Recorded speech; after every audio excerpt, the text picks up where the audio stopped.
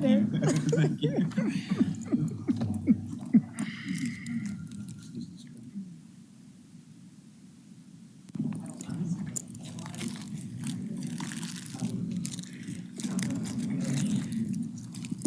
This has been quite a year, but I can't say.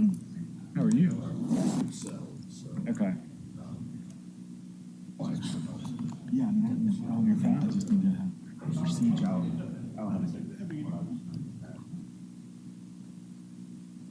Did they decide to do? Well, come up with a new site.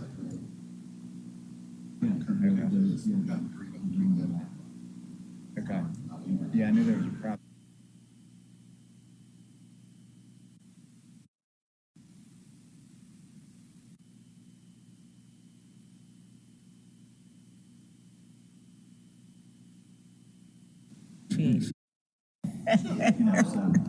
I gotta sit down, like, please, let's negotiate. I do not want to go to trial. I don't have anything really to do with me. I just got subpoenaed because one of the neighbors is our. Good afternoon, ladies and gentlemen. We are working on a few camera issues, but we should be ready to get started shortly, so thank you for your patience. The entire board voted against you. Just because I'm a neighbor. Right.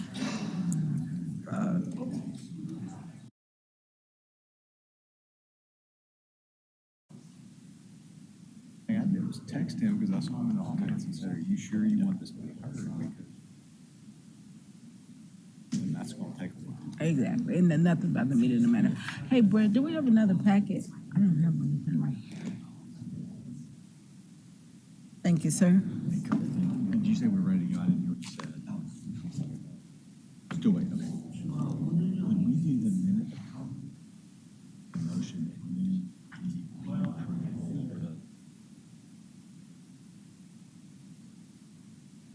so we can get everybody else done and then be done? Yeah. A couple of support.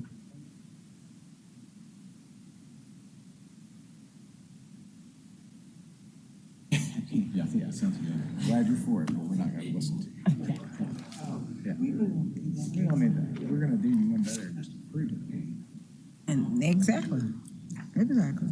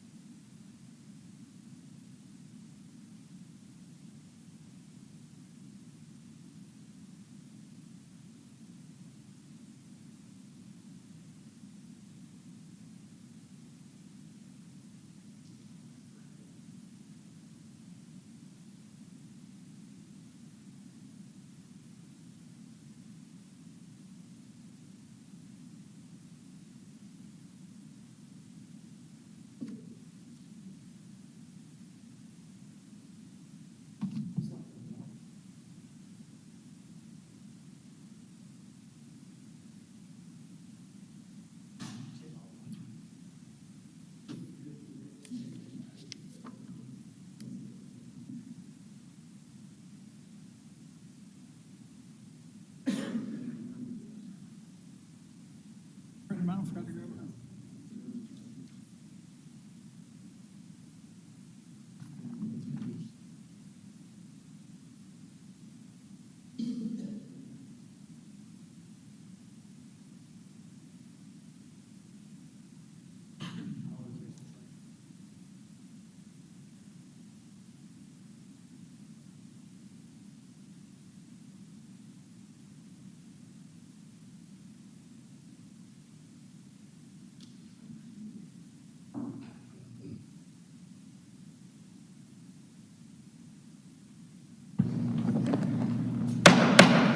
Good afternoon. The Memphis and Shelby County Board of Adjustment is hereby called to order for its regularly scheduled meeting of May 25th, 2022. My name is Tim Rainey. I'm chairman of the board.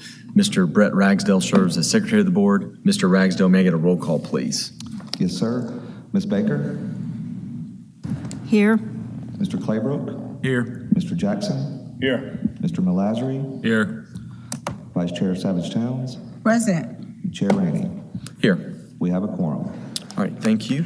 The Memphis and Shelby County Board of Adjustment is the oldest appointed governmental body in Memphis and Shelby County. We were established in 1925. The board hears appeals from the administration of the zoning ordinance, requests for variances from the zoning ordinance, and other requests articulated by local zoning laws adopted pursuant to the enabling legislation.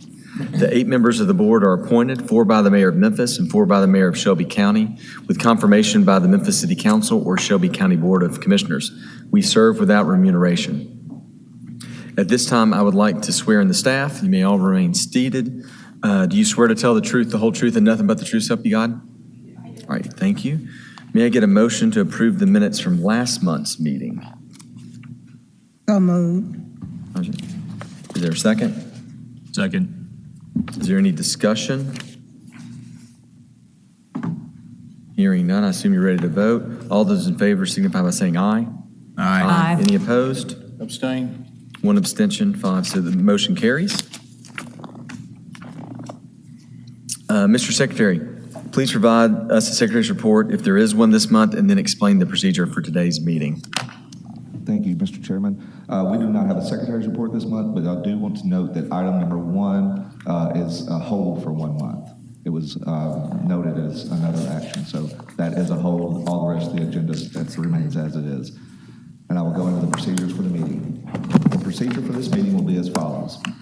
I will introduce each case as listed on the agenda. Copies of the agenda are found on the front right podium. For each case, the planner with the Division of Planning and Development will give a presentation that will contain site plans, photographs, and maps of the subject property. At the conclusion of the staff's presentation, the applicant will present his or her case. After the applicant's presentation, the board will hear first from those speakers in support of the application, then from those speakers in opposition to the application, and then finally, the applicant will have an opportunity to provide rebuttal. All parties who wish to provide testimony to the board will be sworn in by the chairman. If a member of the audience wishes to provide testimony in support or in opposition to a particular case on today's agenda, he or she will need to fill out a speaker's card for the record. Speaker's cards are available at the front podium. Once filled out, speaker's cards can be submitted to any DPD staff member at the left podium. We do not need speaker's cards from the applicants since their names are already part of the record. After all parties have been heard, the board will close the public hearing, make a motion, and then deliberate on the case.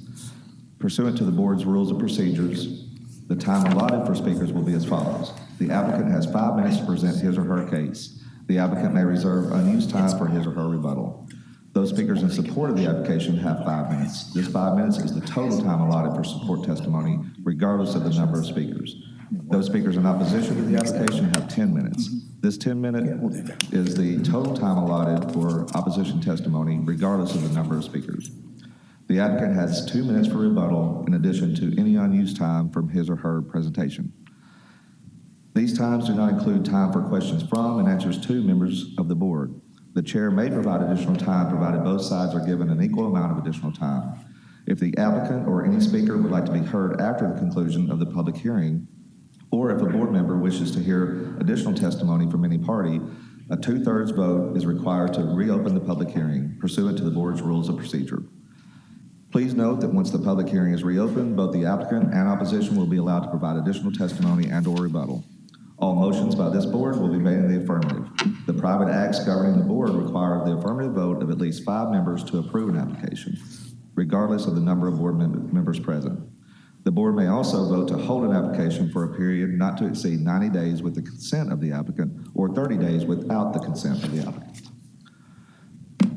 All section numbers that we refer to come from the Memphis and Shelby County Unified Development Code, which was adopted by the Memphis City Council and Shelby County Board of Commissioners in August of 2010 and became effective on January 1st, 2011.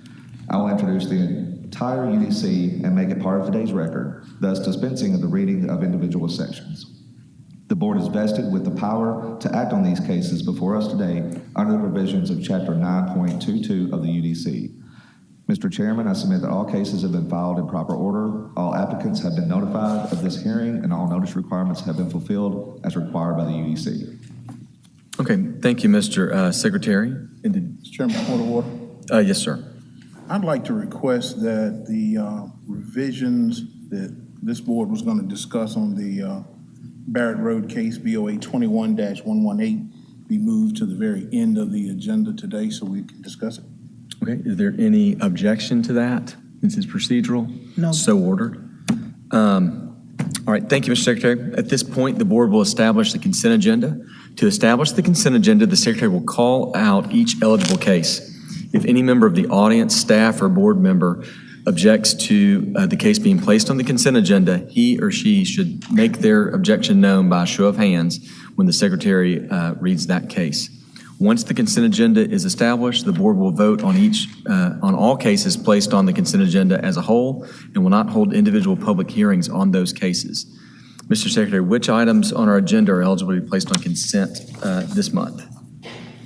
Item number 1, BOA 21-160, 531 South Yates Road as a 1-month hold. Item number 2, BOA 22-021, the parcel south of 5359 Winchester Road, a hold for 1 month. Item number 7, BOA 22-036, 2740 Old Austin Peay Highway. Mr. Chairman, Mr. Ragsdale, I'd like to pull that item off consent, please.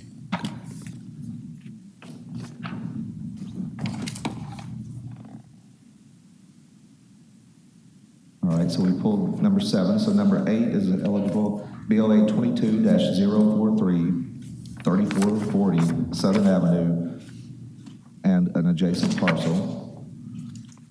Item number 9, BOA 22-044, 2577 Carnes Avenue as a 1-month hold. Item number 10, BOA 22-046, 1254 Willie Mitchell Boulevard. Item number 12, BOA 22-049, 2774 South Mendenhall Road.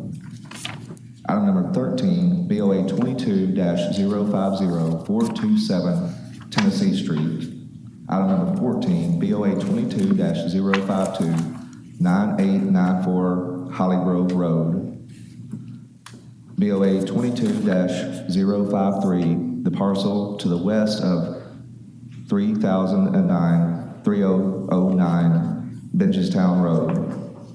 Item number 16, BOA 22-054, 603 North McLean Boulevard.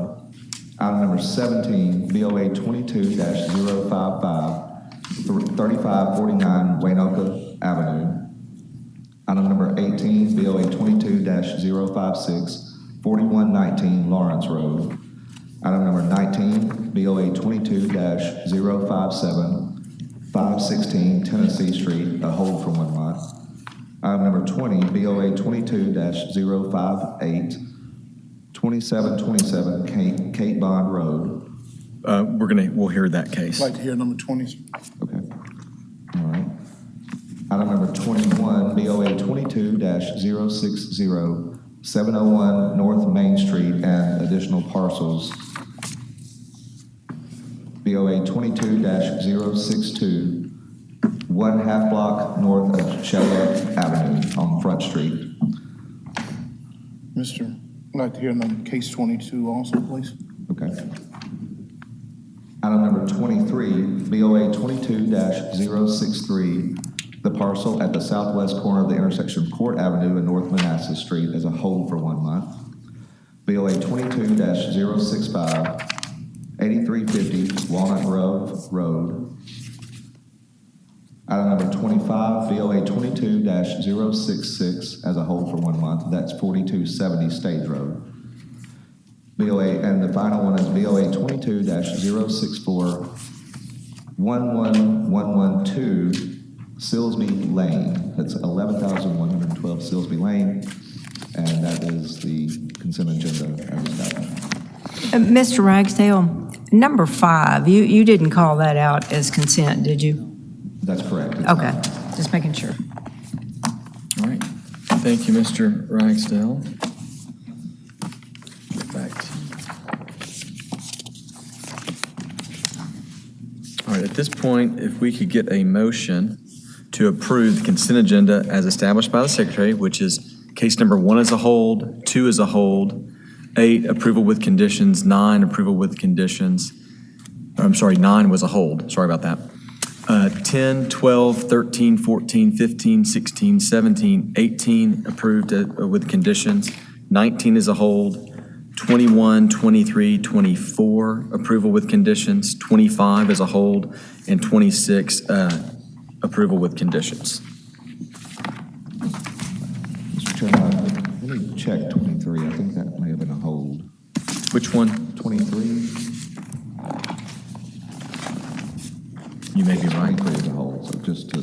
23 was a hold? Yes. Okay, thank you.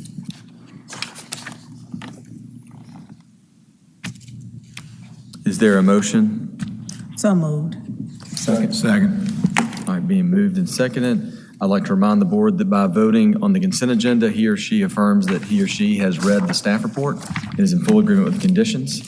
Mr. Secretary, may I get a roll call, please? And Mr. Chairman, we just got an opposition card on number 14, so we will remove that. Okay. Consent as well. So ordered.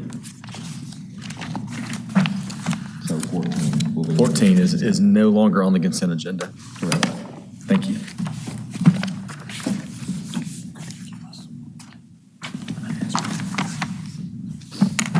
All right.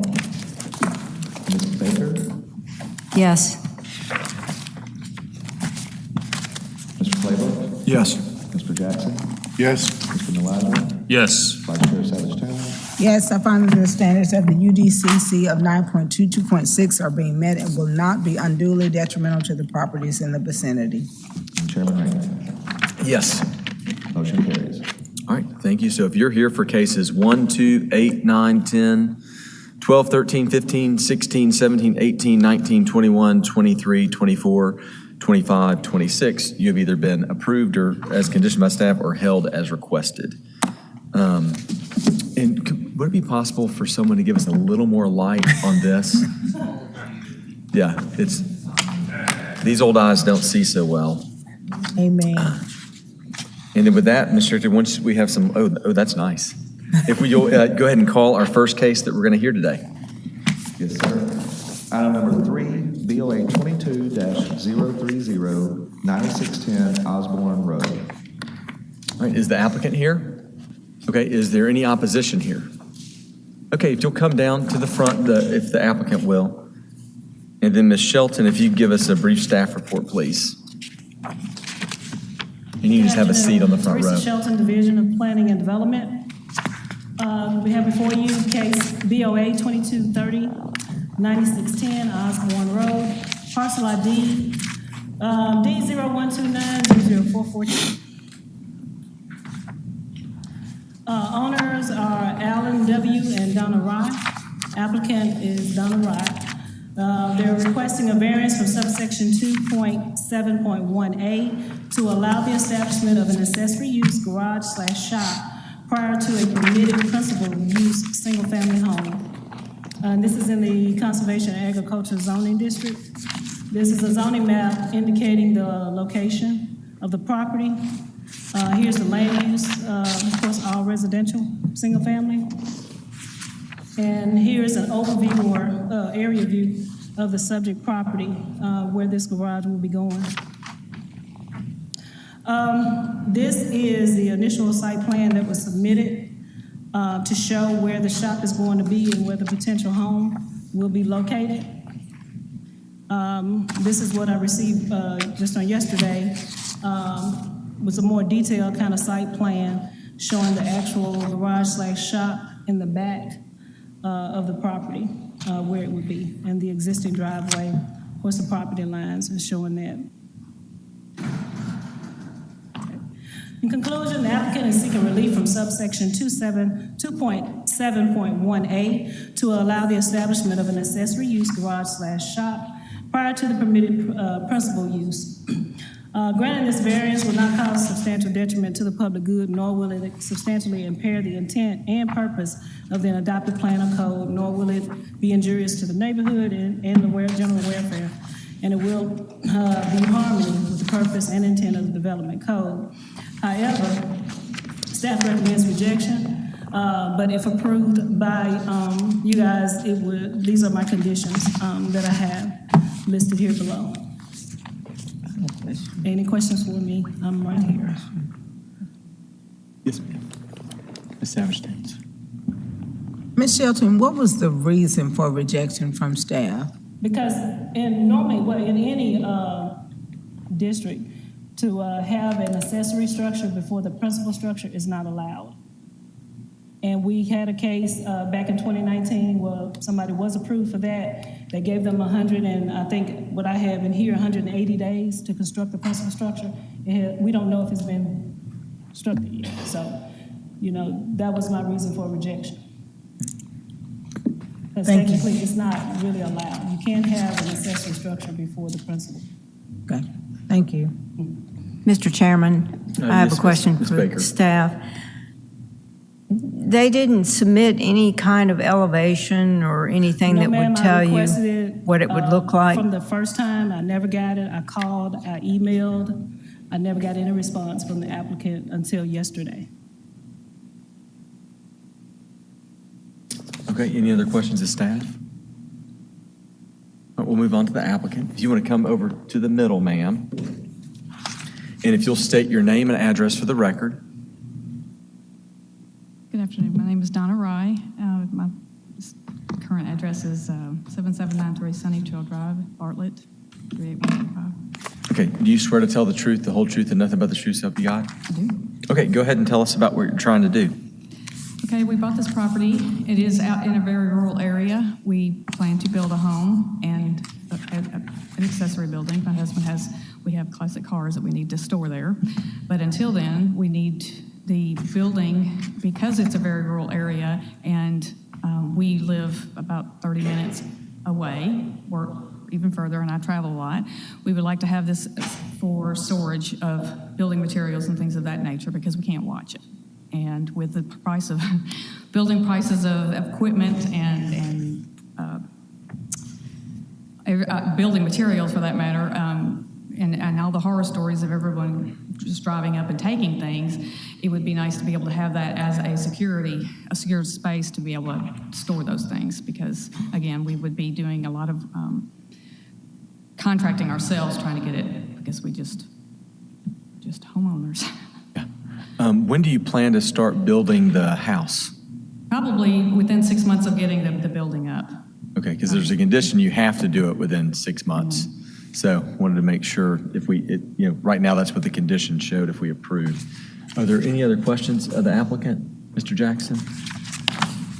Ms. Rye, can you tell us why you didn't respond back to OPD with regards to some elevations of this proposed structure? So at least if we were to approve it, we would know what it looks like? I misunderstood the request. Yeah, I initially asked for a more professional site plan. So it would show the setbacks, the width, all of the dimensions, so that we could actually look at it, which would have included, if you got a design professional, it would have included your elevations and everything that you're trying to build. Thank you.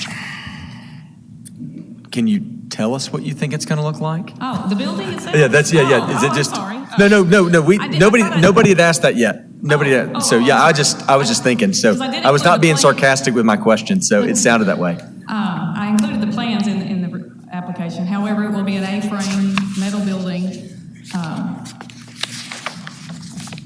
that will look like a barn. Okay. I have a question. Yes, Vice Chair. Will it have any, like a plumbing for a restroom, kitchen, or anything like that, like for a living space in We it? haven't requested that.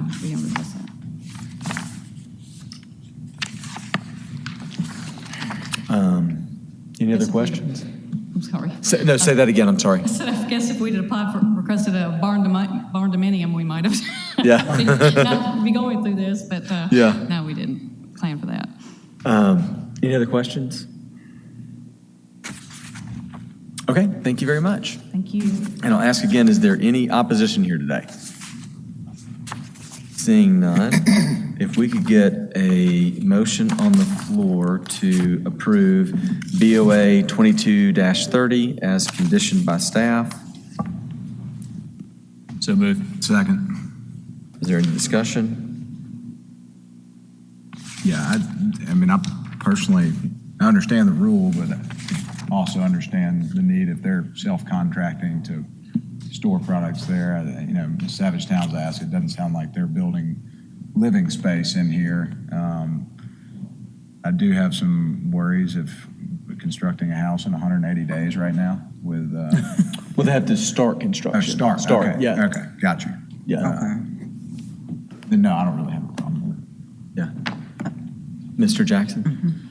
I agree with Mr. Claybrook. I think maybe we should add, if we do decide to approve it, I think we should add to it that at least they get a floor plan of the building and some elevations, and that OPD can approve that prior to it actually taking place. That way the aesthetics of it would not distract from the neighborhood. So I would think I make a recommendation, we add that as a condition. Okay. Chairman. Yes, ma'am. I should have really asked this question when the applicant was up there. Will you hit your microphone?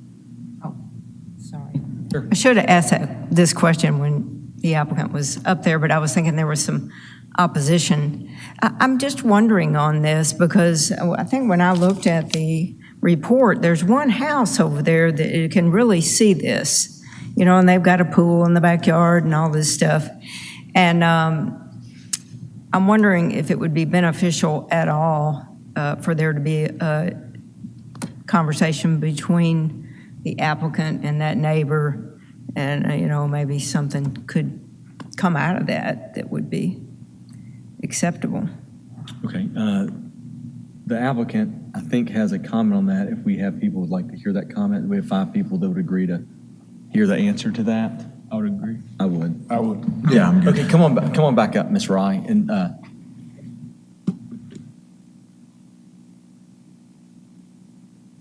You had asked about the neighbor?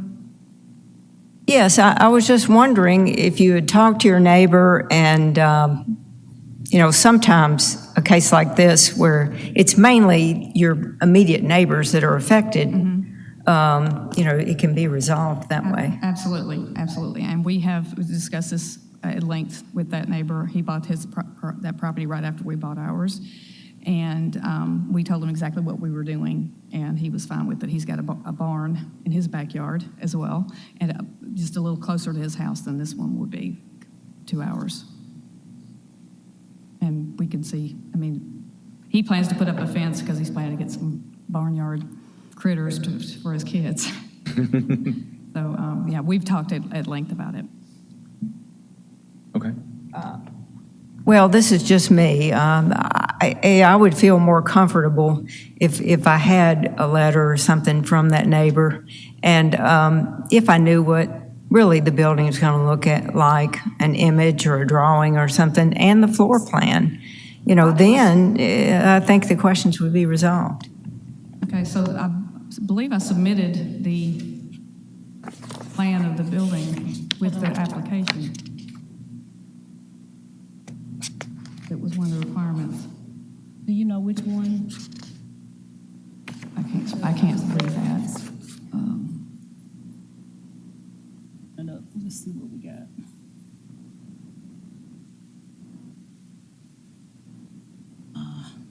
It might have been the third one. I think that looks like it there behind it. It says building, well, that's building site schematic. Maybe not. Oh, that was that one. Hold on.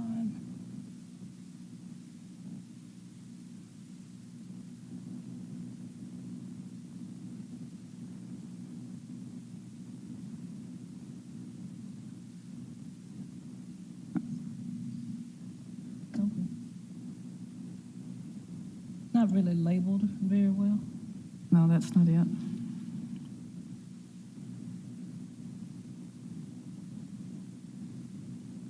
Did you submit it in a cellar? Yeah, okay. No, it's okay. I think it's the way it's labeled. Any other discussion while they're looking for that? My only comment would just kind of agree with Mr. Jackson and Mr. Carson that a site plan will probably help, answer some questions so we can see a little bit more detail on how things will look. And I think that too will help some of your questions, Ms. Baker, as well. I think we're kind of blinded right now.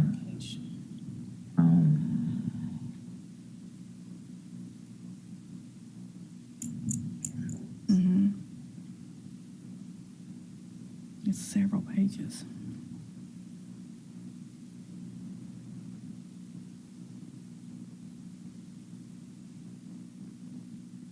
I can provide you that. We have it.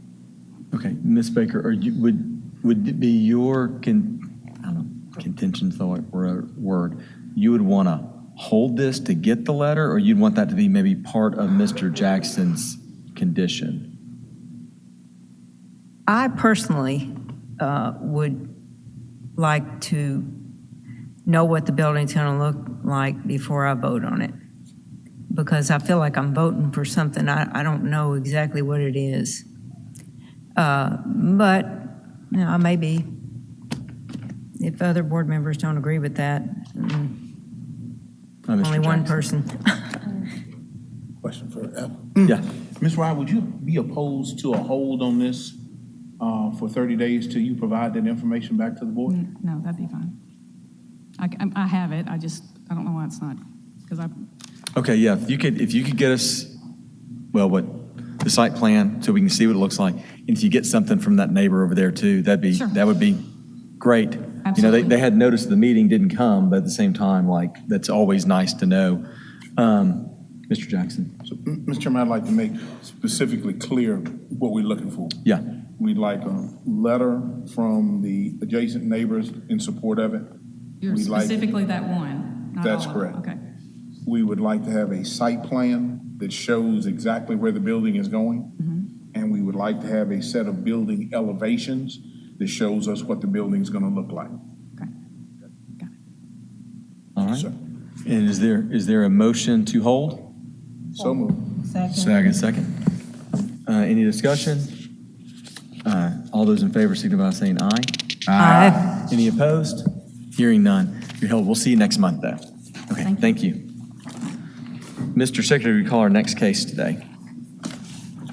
Yes, sir. Item number 4, BOA 22-031, 3760 Covington Pike.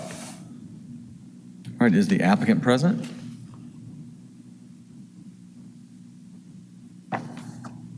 Okay.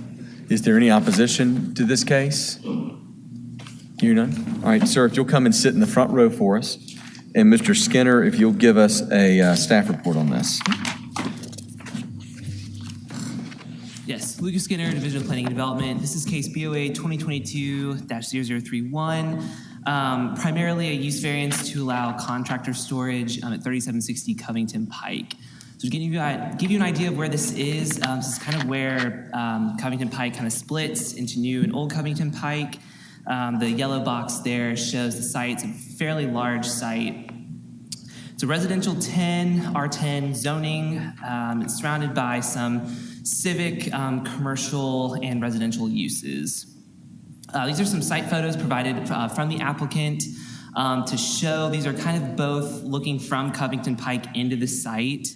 As you can see, it's been very extensively worked on.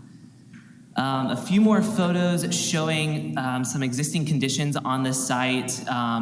The photo on the right shows some of the equipment being stored where the applicant is hoping to keep the equipment in that garage. A few site photos, just sort of looking more for the property in general from Covington Pike. Somewhat of a site plan to show what's happening on the site. The house is kind of there on sort of the southern, if you're looking at that part of the property, kind of way towards the west. There's a pond and several accessory structures. So in conclusion, again, this is to allow contractor storage or somewhat of equipment storage in a residential district.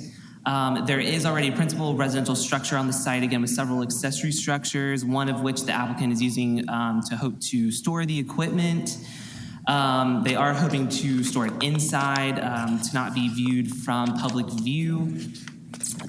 With that, the proposal was found to be consistent with Memphis 3.0, and we're recommending approval with 4 conditions. I do believe the applicant is looking to contest condition number 4, the sunset clause. And with that, I'm available for any questions. Okay. Are there any questions of staff? Hearing none, if the applicant will, or did you have one? No. Okay. If the applicant will come forward and give your name and address for the record. My name is Jesus Duarte. I'm here on behalf of my father, which is Jose Duarte. Okay, what's your address? 3760 Covington Pike. Okay, do you swear to tell the truth, the whole truth, and nothing but the truth, so help you God? Yes, sir. Okay, go ahead and tell us about what you're trying to do.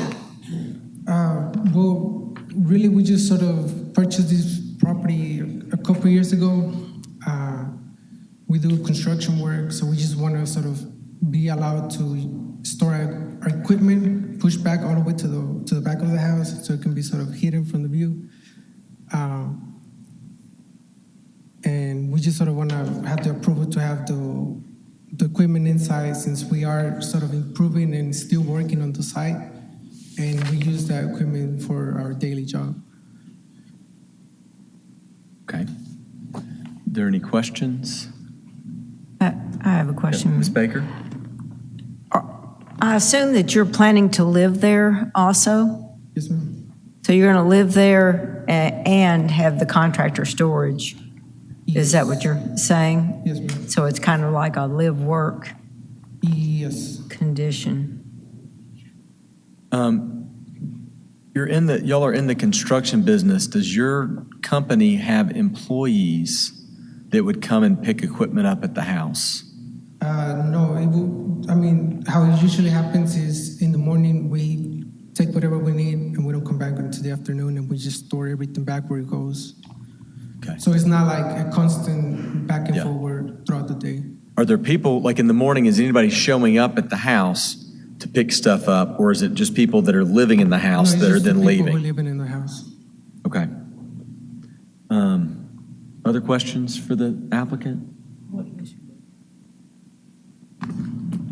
From staff, they said that you have a objection to item number 4, the sunset clause for 3 years, or are you okay with the sunset clause? Basically, we'll do a checkup on you in 3 years to make sure that you're observing the conditions that were set forth.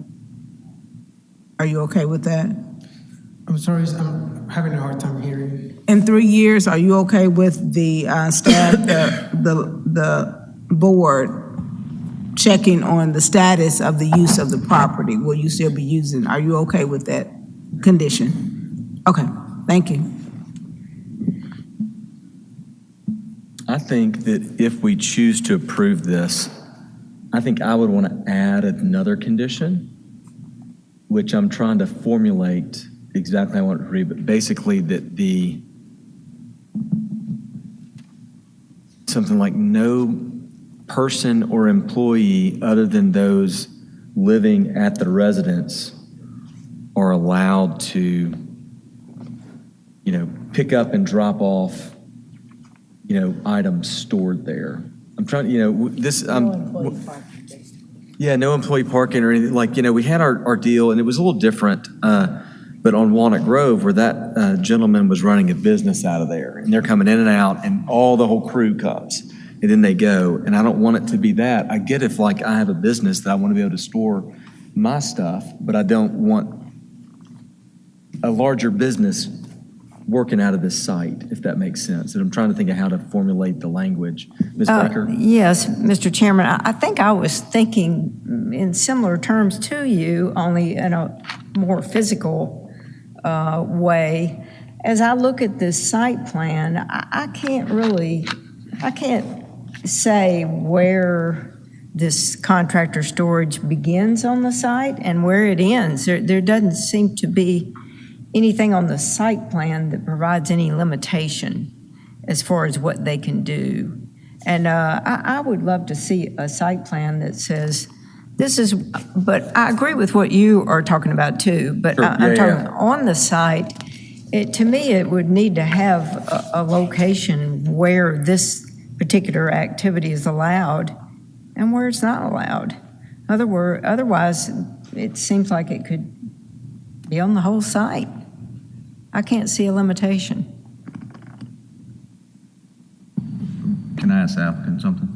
Yes. That might clear up for all of us. Are you planning on storing anything other than the existing storage structure right there or the future? Or would you be okay with us limiting it to that structure? Are you asking if we're going to add any additional structures to the site? Correct. So right now, no. Say that again? No, not at the moment. Okay. So you're comfortable with the existing structure as it sits right now? Yes. Okay. Could we condition it to that structure? If we, I think it's structures. Structure. There's okay. more than one in the back, from what I can tell. Oh, you're right. No, where is that on the site plan? I can't tell. I think I know where it is, Ms. Baker. If you can you put the site plan back up for us, Mr. Skinner? Yes. Oh, it's up, thank you. So if you look at the site and you look to the east side, there are 4 squares. I think those are the 4 buildings where the storage currently is. With all the circles and stuff, it gets confusing, but that I think is that we could limit it to those particular 4 squares if he wanted to later come back and, there's those 2 that are on the north side that are close together. If he wanted to make something that's just 1, he'd need to come back, if there's any change in the site plan. What is that dashed line supposed to represent? Anything? Oh, that's a existing electrical line? Oh, okay. Yes.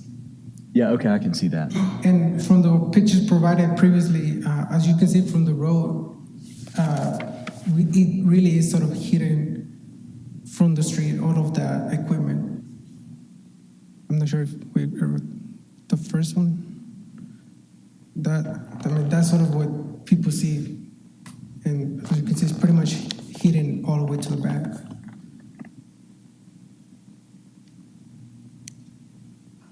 And we also did some sort of improvements from the other pictures that are shown. So that's sort of why we are asking to allow to have the equipment on the site so we can use it.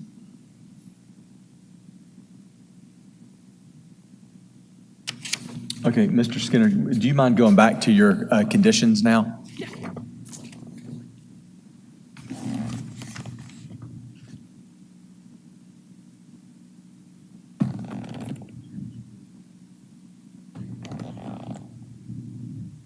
I think so.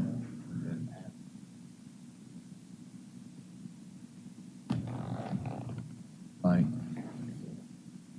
Mr. Jackson? Sir, I got a series of questions I'd like to ask the applicant if I can. Sure. Sir, with what we see there, are you looking to propose a new structure to house that equipment? Or will the existing structures you have house all the equipment that you have? Option 2, the existing buildings will just house the equipment. So the existing buildings you have are enough to house the equipment that you have without building a new structure, correct? Yes. In addition to that, my question is, if we do run out of room, the option that I have is coming back here, request a new permit for a new shop or building, and either get approved or denied, correct? Yes, that would have, if you changed any of those structures, you would have to come back before us for approval. Okay. Correct. Yeah, okay. I have another question about parking any of these vehicles outside of the buildings on the pavement. I mean, would that be allowed under these conditions? Number 2. Oh, okay, and enclosed structure. And it's just the existing enclosed structures. Okay. It will be, yeah. So maybe we should add that, I don't know. I have a question for staff. So we have contractors' equipment, mechanical and contractors' equipment. What about building supplies? 50 pallets of bricks, is that allowed or that wouldn't be allowed? I just want to make sure that we're not allowing too much. Yeah, I mean, I would be in your line of thinking. I would include the building materials to be not allowed outside. Okay. Okay. Stored within the same confines. Okay. All right, any other questions of the applicant? Quick question with that. Yeah, go ahead. If, for example, if I were to get brick and I would want to use that in the future in the property, but I don't have the time or the funds to sort of use it at the moment, would I be able to store it as long as it's sort of hidden? Or I think any materials you would be storing would need to be stored inside. So if you don't have room, if you want to got a job and you need to buy a bunch of, it needs to be inside a structure. Can it not be hidden with a fence around it, surrounding it? I mean, we could talk about it, but I think that, the issue is you're doing this in a residential area, and we can only let so many things happen. Yes, I understand. So we can discuss that. So, Mr. Chairman, if I may, I believe one of the clarifications is, we are talking about contractor storage so things stored here to be used off-site on other properties.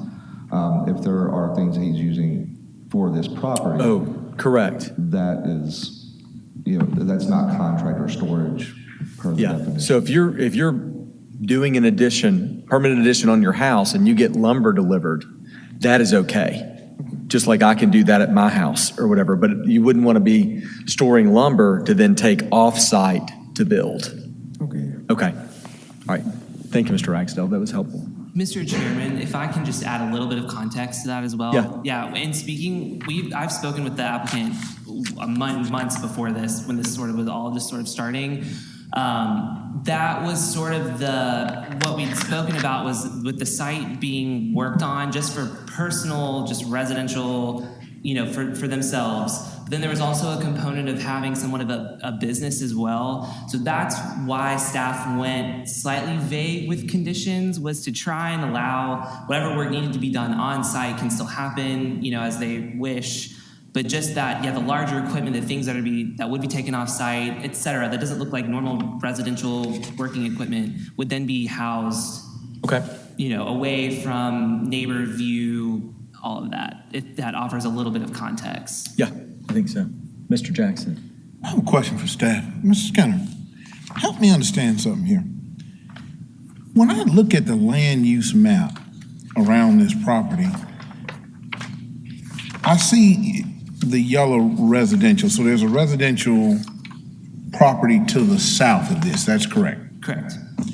Are there any other residential structures within this area? Because when I look to the east, north, and west, it's all either office, institutional, or whatever. So I'm kind of wondering what's further south. You're correct. It continues residential to the south, but yes, there's a senior independent living is all that blue right there is a PD that was done for that site. So it's kind of commercial residential, but yes, everything to the south is like single family residential. And then correct, everything across Covington Pike and sort of north and west is office, institutional, commercial.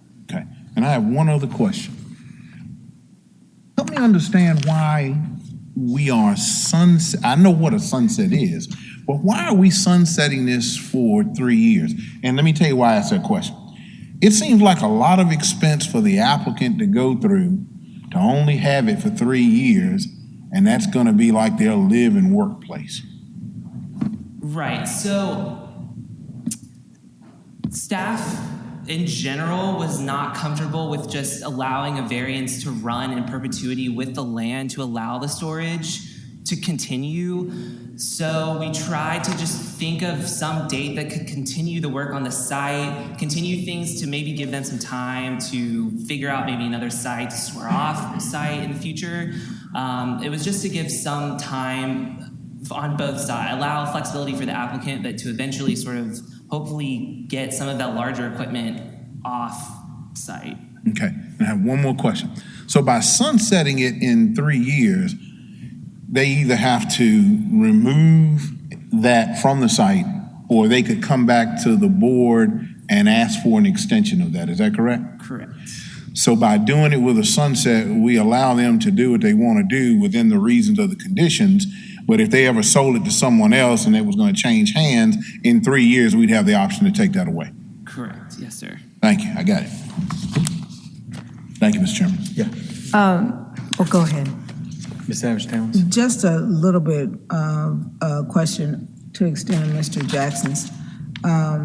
But if we are conditioning the property that if they change those structures, they have to come back to us, wouldn't that kind of self-serve a sunset?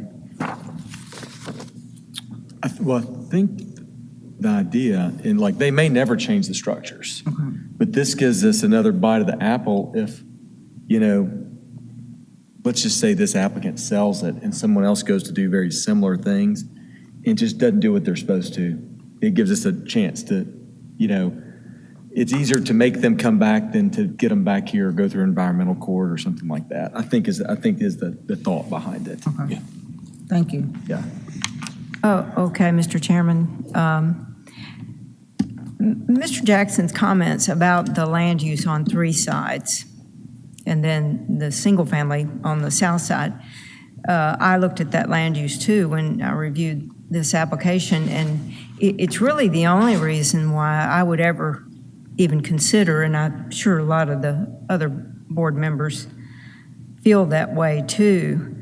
It worries me a little bit about, that's a fragile area. Does this put pressure on it? Another reason for the sunset, I guess. And the third thing is, and this is to the staff, when you send out the notice of disposition, I would hope that you would make it clear on that site plan exactly where we're talking about allowing this. Absolutely. Yes, okay, because to me, it's not clear right now. So, Absolutely. We'll do. Any other questions, the applicant, before we go to actual discussion?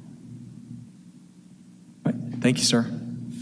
Just again, is there any opposition to this case present? All right, if we could get a motion to approve BOA 2022-0031 as conditioned by staff.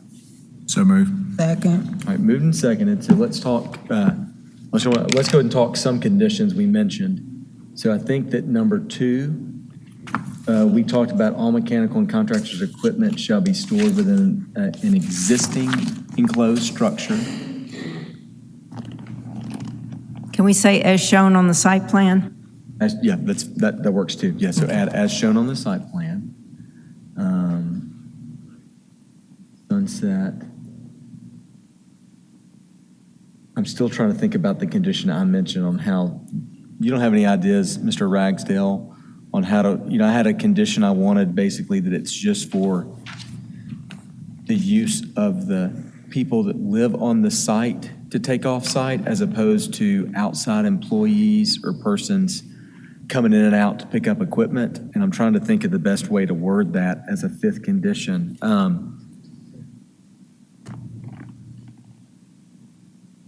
Storage.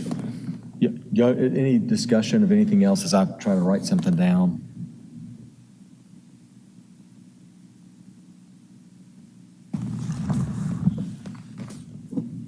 And Mr. Chairman, as you're writing that down, I mean, if other board members would support it, I would recommend maybe extending the 3 years to 5 years to give them time before they have to come back.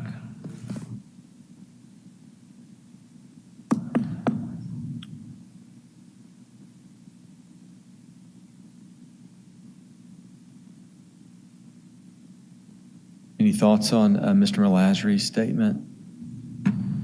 I'm fine with 5 years. I have no objection to 5. I'm all right with it. Okay. Mr. Chairman, I think going back to your question about condition number 5, we could limit it to no contractor dispatch is allowed from the property. So that's where, I think that's where you were going with. That sounds a lot fancier than what I said. I'll thank Jeffrey for that one. Okay, well, good. Okay, the number 5 would be no contractor dispatch from the site. And then this approval shall expire in 5 years on May 25th, 2027. Right. Any other comments? All right, hearing none, I assume you're ready to vote. Mr. Ragsdale, will you give us a roll call, please? Yes, sir. Mr. Malazri? Yes. Mr. Jackson? Yes. Mr. Claybrook? Yes. Ms. Baker? Yes. Vice Chair Savage Towns? Yes, I find that the standards of 9.22.6 of the UDC are being met and will not be unduly detrimental to the properties in the vicinity. And Chair Rayner? Yes. Motion carries. All right, you've been approved as conditioned. Mr. Ragsdale, would you call our next case today? Yes, sir. Item number 5, BOA 22-042, 1625 Union Avenue. Chairman Rainey, I've got to recuse myself from this one. Okay, we have Mr. Claybrook has recused himself. See the applicants here. Is there any opposition to this case today? Okay. All right, if the applicant will come forward. Ms. Shelton, if you can give us a staff report, please. Yes, sir. Teresa Shelton, Division of Planning and Development. We have before you BOA 22-42, 1625, and 1635 Union Avenue, west of Roselle Street.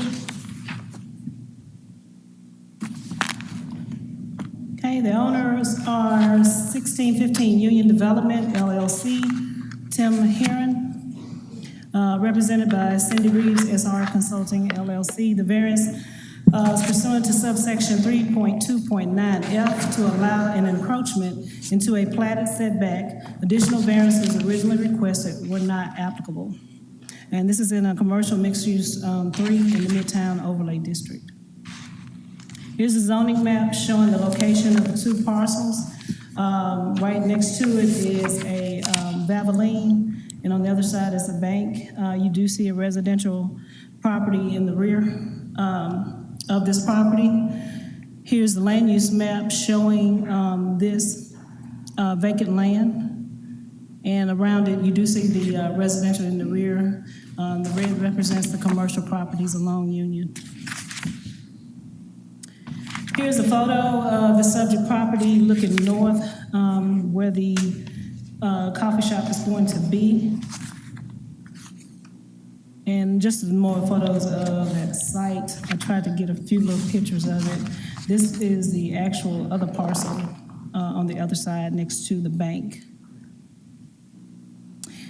Here's a picture of the site plan for the 7 Brew. I think we made some changes, Mr. Ragsdale. But I think we did make some changes on it as far as the dumpster and the cooler. So that was just submitted, and I think we'll have that later, but that's been changed. I think they're gonna move this, but I'll let the applicant tell you a little bit more about that part of it. And this is what the 7 room will look like once it is constructed. It just shows the east side of the elevations, north and south, and this is the west side of it, which will be facing Union. Okay, it is consistent with Memphis 3.0. And in conclusion, the applicant is seeking relief from subsection 3.2.9F to allow an encroachment into the platted setback. Additional variances originally requested were not applicable. The applicant has requested to encroach into the platted 60 feet front setback of Bickford's Union Terrace subdivision. Granted, this variance would not cause substantial detriment to the public good, nor will it substantially impair the intent and purpose of the adopted plan or code, nor will it be injurious to the neighborhood or the general welfare, and it will be harmony with the purpose and intent of the development. Staff recommendation is approval with the following conditions listed, and the staff is here for any questions if you have them. Okay, are there any questions of staff? Mr. Chairman, if I may, with the condition that Ms. Shelton referred to, was discussed with the applicant. It was going to be a friendly amendment. This was on consent, but I will just note it. Condition number 4 would read, dumpster enclosure will be rotated to be perpendicular to Poplar Avenue with the access facing west and will be constructed of the same brick as the principal structure. Union Avenue? Did you say Poplar? Yes. Okay. But they may be parallel there, so it may be the same thing no matter what. I think so. you're probably correct, but let's make it just very clear. Mr. Chairman, I have yes, a ma'am. question of staff. Can you put it on the map showing the vicinity of the property?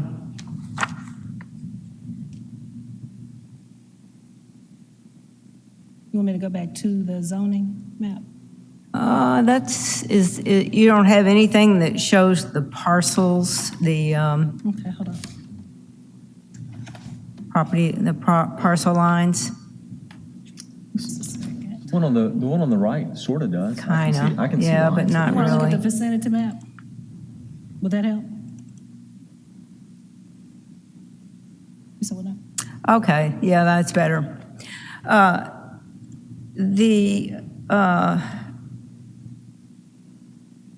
The standard that this is supposed to meet for our standards for approving a variance is excessive narrowness. And that's right, isn't it? Yeah. I just don't see that when I look at that map. I see a lot of parcels that are every bit, and along the commercial street too, that are just as narrow or more narrow. So I don't see how it meets that criteria. I just wanted to point that out. Can I ask a It question? wasn't really a question, was it? No. So are you saying that in order to get in front of a setback, it's not unusual property, it has to be only narrow? No, I'm Okay. saying that for the board to approve a variance, it has to meet the criteria in 9.22.6. Okay. And that means that there has to be something unusual about the physical condition. Okay, Okay. I got that. You All right. had just mentioned narrowness, and I was like, oh, what did I just miss? Yeah. Okay. No, sorry.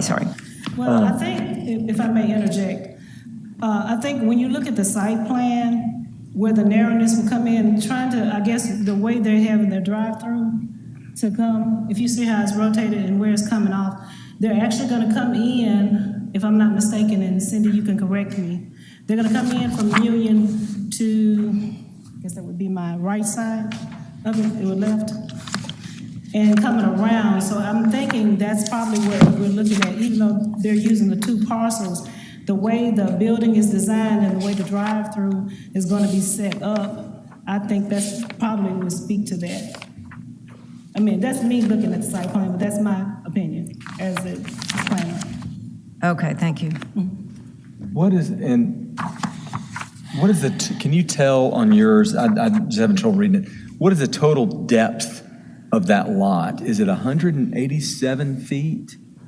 Or is it 157 maybe?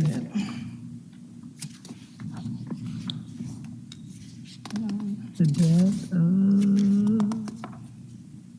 I don't know if I was given the talking about depth the of bottom that. one. Yeah, I'm looking on page 11, and we can ask the applicant Here we go. as well.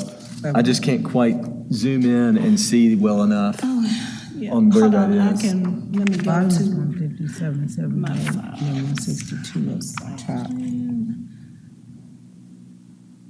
It's like I can, Let's see, you want to good. zoom in on it a little bit more? That'd be great.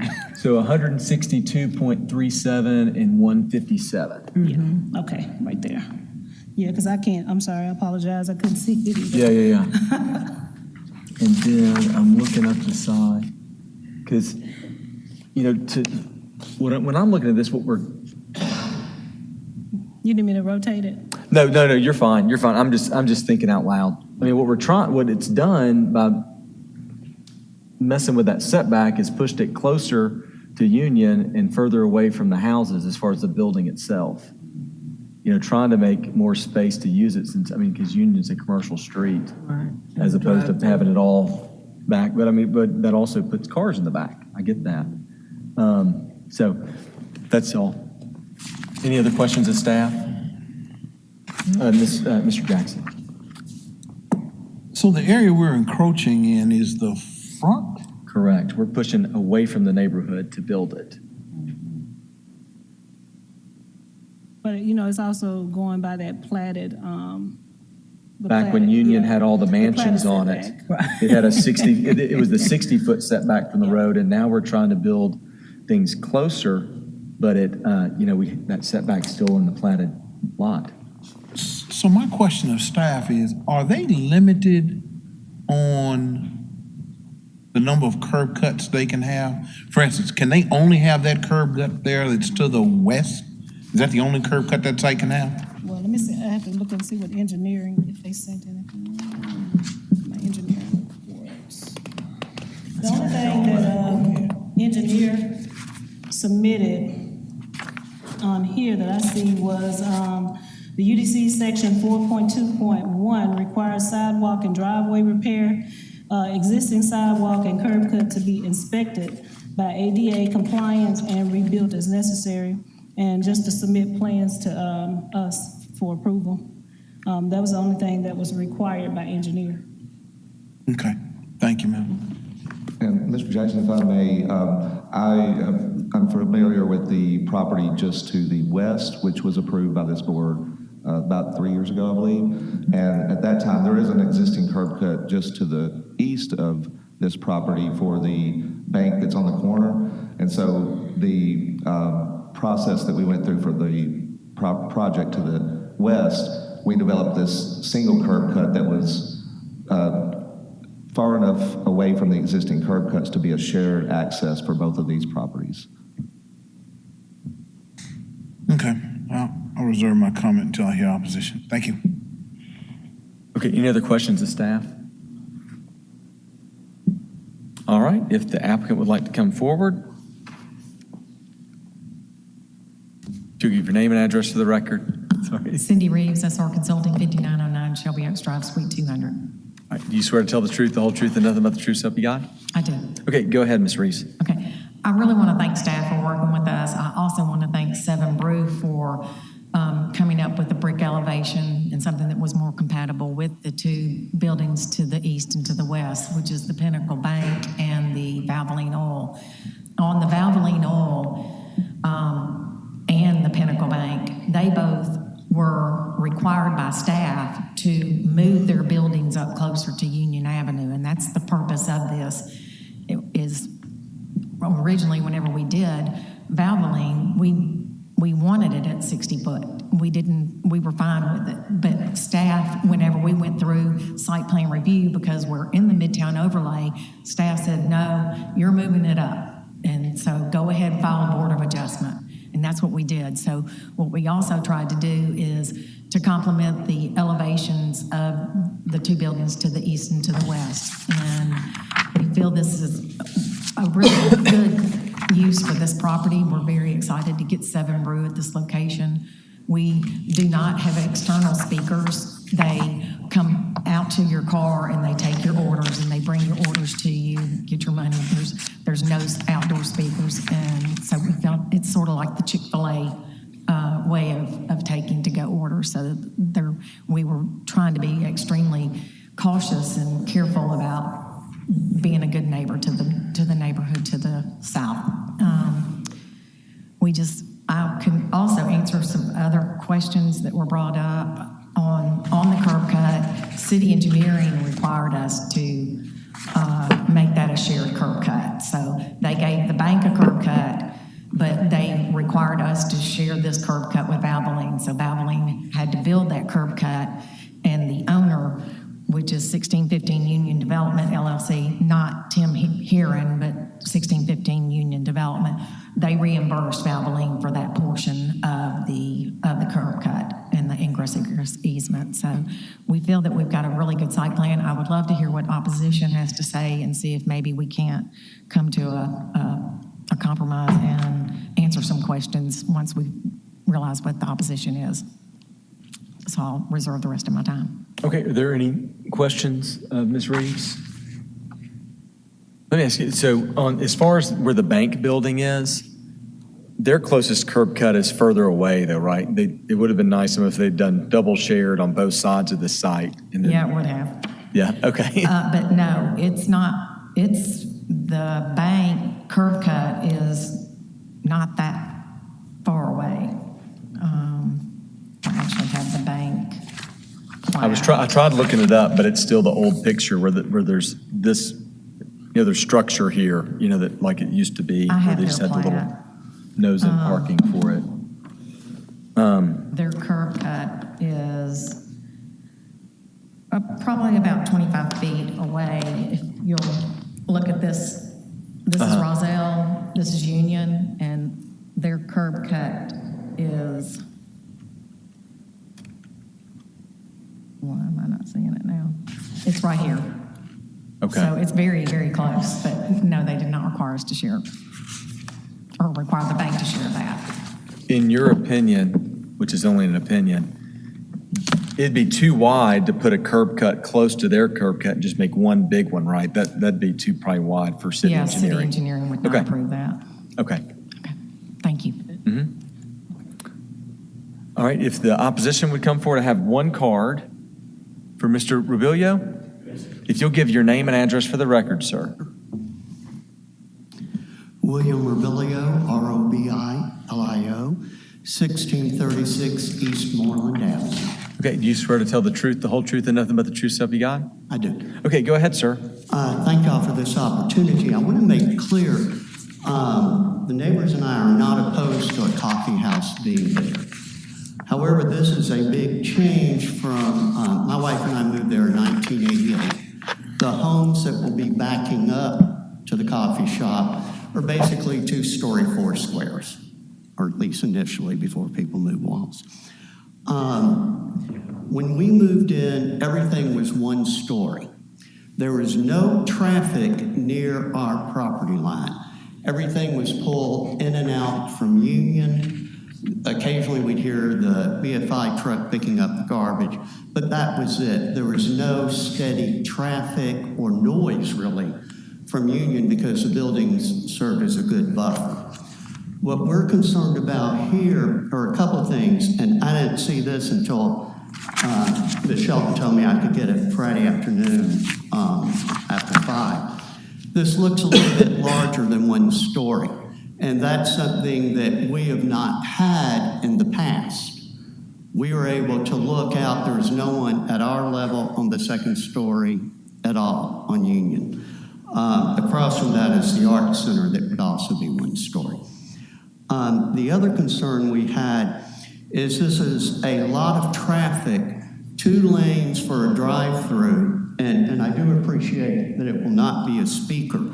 That was another concern, though I did not see that anywhere written as a requirement that there are no external speakers, and we want that in there. That's 2 lanes of traffic for the drive-through, plus another lane of traffic. And that's getting awfully close to our property lines. And what I proposed in my comments was it restricted to 1 drive-through lane. And then the other lane will be for whatever, people just going on through, and it will not be as close to our property. That would cut down on some of that. We're also asking for better buffers. What's down at east of that is Paragon Bank, and they really worked with us a lot. We met with them before they ever sent anything, actually. And their hours are basically banker's hours. I mean, they have an ATM, but there's not a lot of traffic going through there after hours. All the businesses that were there before were basically normal business hours. This is going much longer than that, 5:30 a.m., which for a coffee shop, I guess, is normal, but until 10 p.m. at night. That's a lot of traffic still going through there most of the day, 16 and a half hours out of the day or something like that. And so we're trying to restrict the amount of cars that'll be there with stereos blaring, windows open, exhaust coming into our property. And one way to do that is to have a bigger buffer and also more trees and things like that will help both the pollution, noise pollution, and air pollution. My kids are grown. The people both to my immediate east and west have young children. One is pregnant again. So, their kids want to be able to use the backyard. And they don't want to be hearing all that noise and inhaling waiting cars to get coffee. Okay. Are there any questions for Mr. Robilio? Hearing none. Thank you for coming down. We really appreciate it. Is there any other opposition here today? Hearing none. Ms. Reeves, would you like to address any of those concerns? I would, thank you, sir. The Valvoline oil that is adjacent to this has a tower that is taller than the Seven Brews. So we don't feel that we're out of character with that.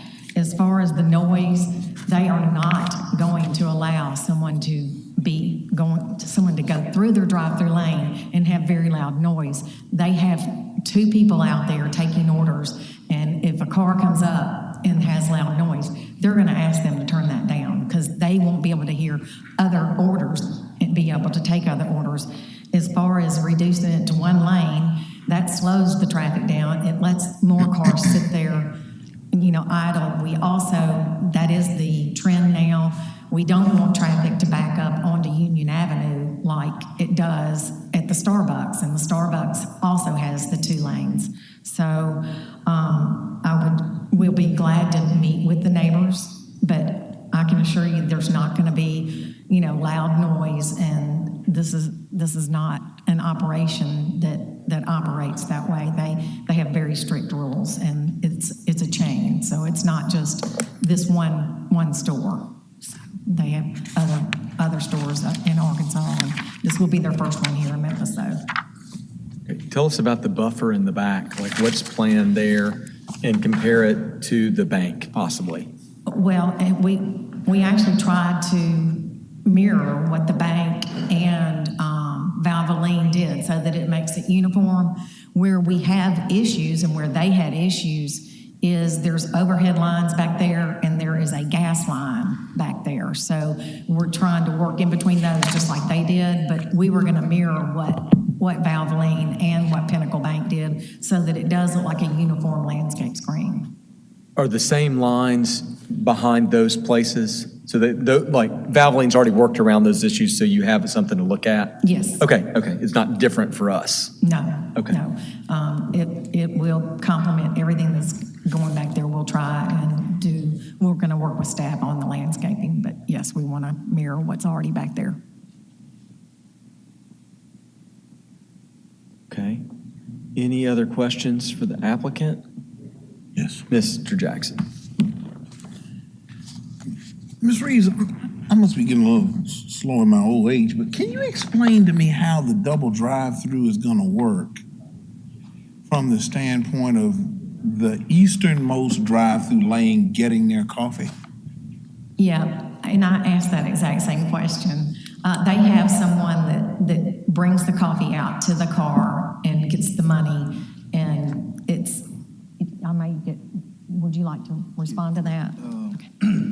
Okay, let me state your name and address for the record. I'll swear you in. Oh, you're good. My name is Jamar Hodges. Address 3114 Waco Street. Okay, do you swear to tell the truth, the whole truth, and nothing but the true stuff you got? Yes, sir. Okay, go ahead, sir. Pretty much how the process works. We do have an order taker with an iPad out there, kind of taking the orders. I take the order go to the inside the building where they make the coffee. We have an employee come out, give the coffee to the car, and we'll also do transaction. We kind of limited pretty much doing card transaction with it, kind of speed the process up as well. Instead of doing money transaction with it, it pretty much from the time you get in the line to you out, pretty much a 1 minute to 2.5 minutes kind of process. So it goes pretty fast because it's still a number of coffee, no food or anything else like that. So it make it go very, very fast with that process. So kind of like a lot of the modern Chick-fil-A's, there's not a window anymore, it's a door. Correct, it's a door. That's going, where the employees are going in and out of the door and servicing directly with the cars. Correct. Yes, okay. Thank you. All right. any other questions? Yeah, I got a question for Ms. Reeves. Ms. Reeves? Mr. Jackson had a question. I'm not concerned. Here's mine. I don't know if it's a concern or just a preference. I'm not concerned with the size of the building. I think it's appropriate with everything else along the street. I'm concerned that the building is too far from the street. And I understand why, because we have to have this turn back in front to utilize the one curb cut. But my question is, have you all explored the opportunity of pushing the building forward, removing the east-west connection back to the curb cut, and asking engineering for a right out only onto Union Avenue? That does three things. One, pushes the building closer, which I think is more in line with what the UDC is trying to do with Union Avenue by bringing structures closer to the street. Two, it pulls it further away from the residential area to the south. And three, it doesn't introduce that cross traffic as much of people trying to make a left onto Union Avenue. We did look at several different options and site plans. We worked extremely hard with Brett Ragsdale all the way up until this morning and trying to figure out a different way not to have that lane in the front. I know that Pinnacle Bank also had the same issue. And fortunately with Valvoline, we were able to work that site plan with the wall that we built, and the way that they have to drive through the building instead of driving in front. So that's the only reason that they were able to do is they're driving through their building. But yes, we looked at, we really, really tried hard not to have that drive-through in the front of the building, but it just did not work. Good, so let me specifically ask you a question, because I don't think you answered it. Okay. Did you go to engineering and ask for a right out only onto Union Avenue, yes or no? No, we did not. Would that work for your client? Yes, we would love to have 2 points of access, but Well, that would only be a point of egress. that would be fine. We would be open to that. If engineering will give it to us. Okay, thank you. But they were very specific whenever we came in with Valvoline. You're not both of these parcels are not going to have a curb cut. You're going to share. So, but if engineering will approve it, we have no issue with that. And that would allow you to pull the building closer to the street and not have so much stacking lane, or leave the stacking lane as is, but it would come close to the street as well, giving more space to the south. I'm going to defer to Brett, but yes, in my opinion, I think that, and I'm trying to visualize it, I think that, yes, that would do that. We could be in line with Valvoline instead of being in line with the Pinnacle Bank. Am I correct? That's correct, and we did, as Ms. Reeves said, we have looked at several options for this because, knowing that, this can be built 60 feet back by right, and we're trying to get it as close as we can. We really tried. I can't speak for engineering, but I will say that they were very adamant about the number of curb cuts on the previous project. So, we looked at a lot of options. They're not to say that we maybe just didn't find the one that would work, but that was definitely a goal. What I'm saying is, you wouldn't be asking for a curb cut. You'd be asking for a right out only, which is limiting the access of what I think engineering is trying to do, of that cross traffic turning to go west. Correct, yeah, I mean, that would definitely be a more appealing option for engineering. I can't speak to what they would agree to. I think if you look on page 5 of your staff report, it does have a site plan showing the relationship of the Pinnacle Bank curb cut to the east and the proximity. So, it's definitely something that could be discussed with them. Okay, thank you. So Mr. Jackson, would you prefer that they confer with engineering and see if they give us an answer of a right out? Yeah, Would you be looking for a condition, or would you be looking for, we want to know before we approve it? I'd be looking for discussion before we vote to see how we might word that to get it as a condition that would allow engineering to at least look at it and say yay or nay. Okay. We'll get to there. We would definitely be we would definitely agree to that. That would be wonderful. Thank you. Okay, thank you Well, very while much. we're talking to you, just so we know, would you rather, I know you'd all would rather get approved today. What would have we held it pending that answer? Is it dire consequences?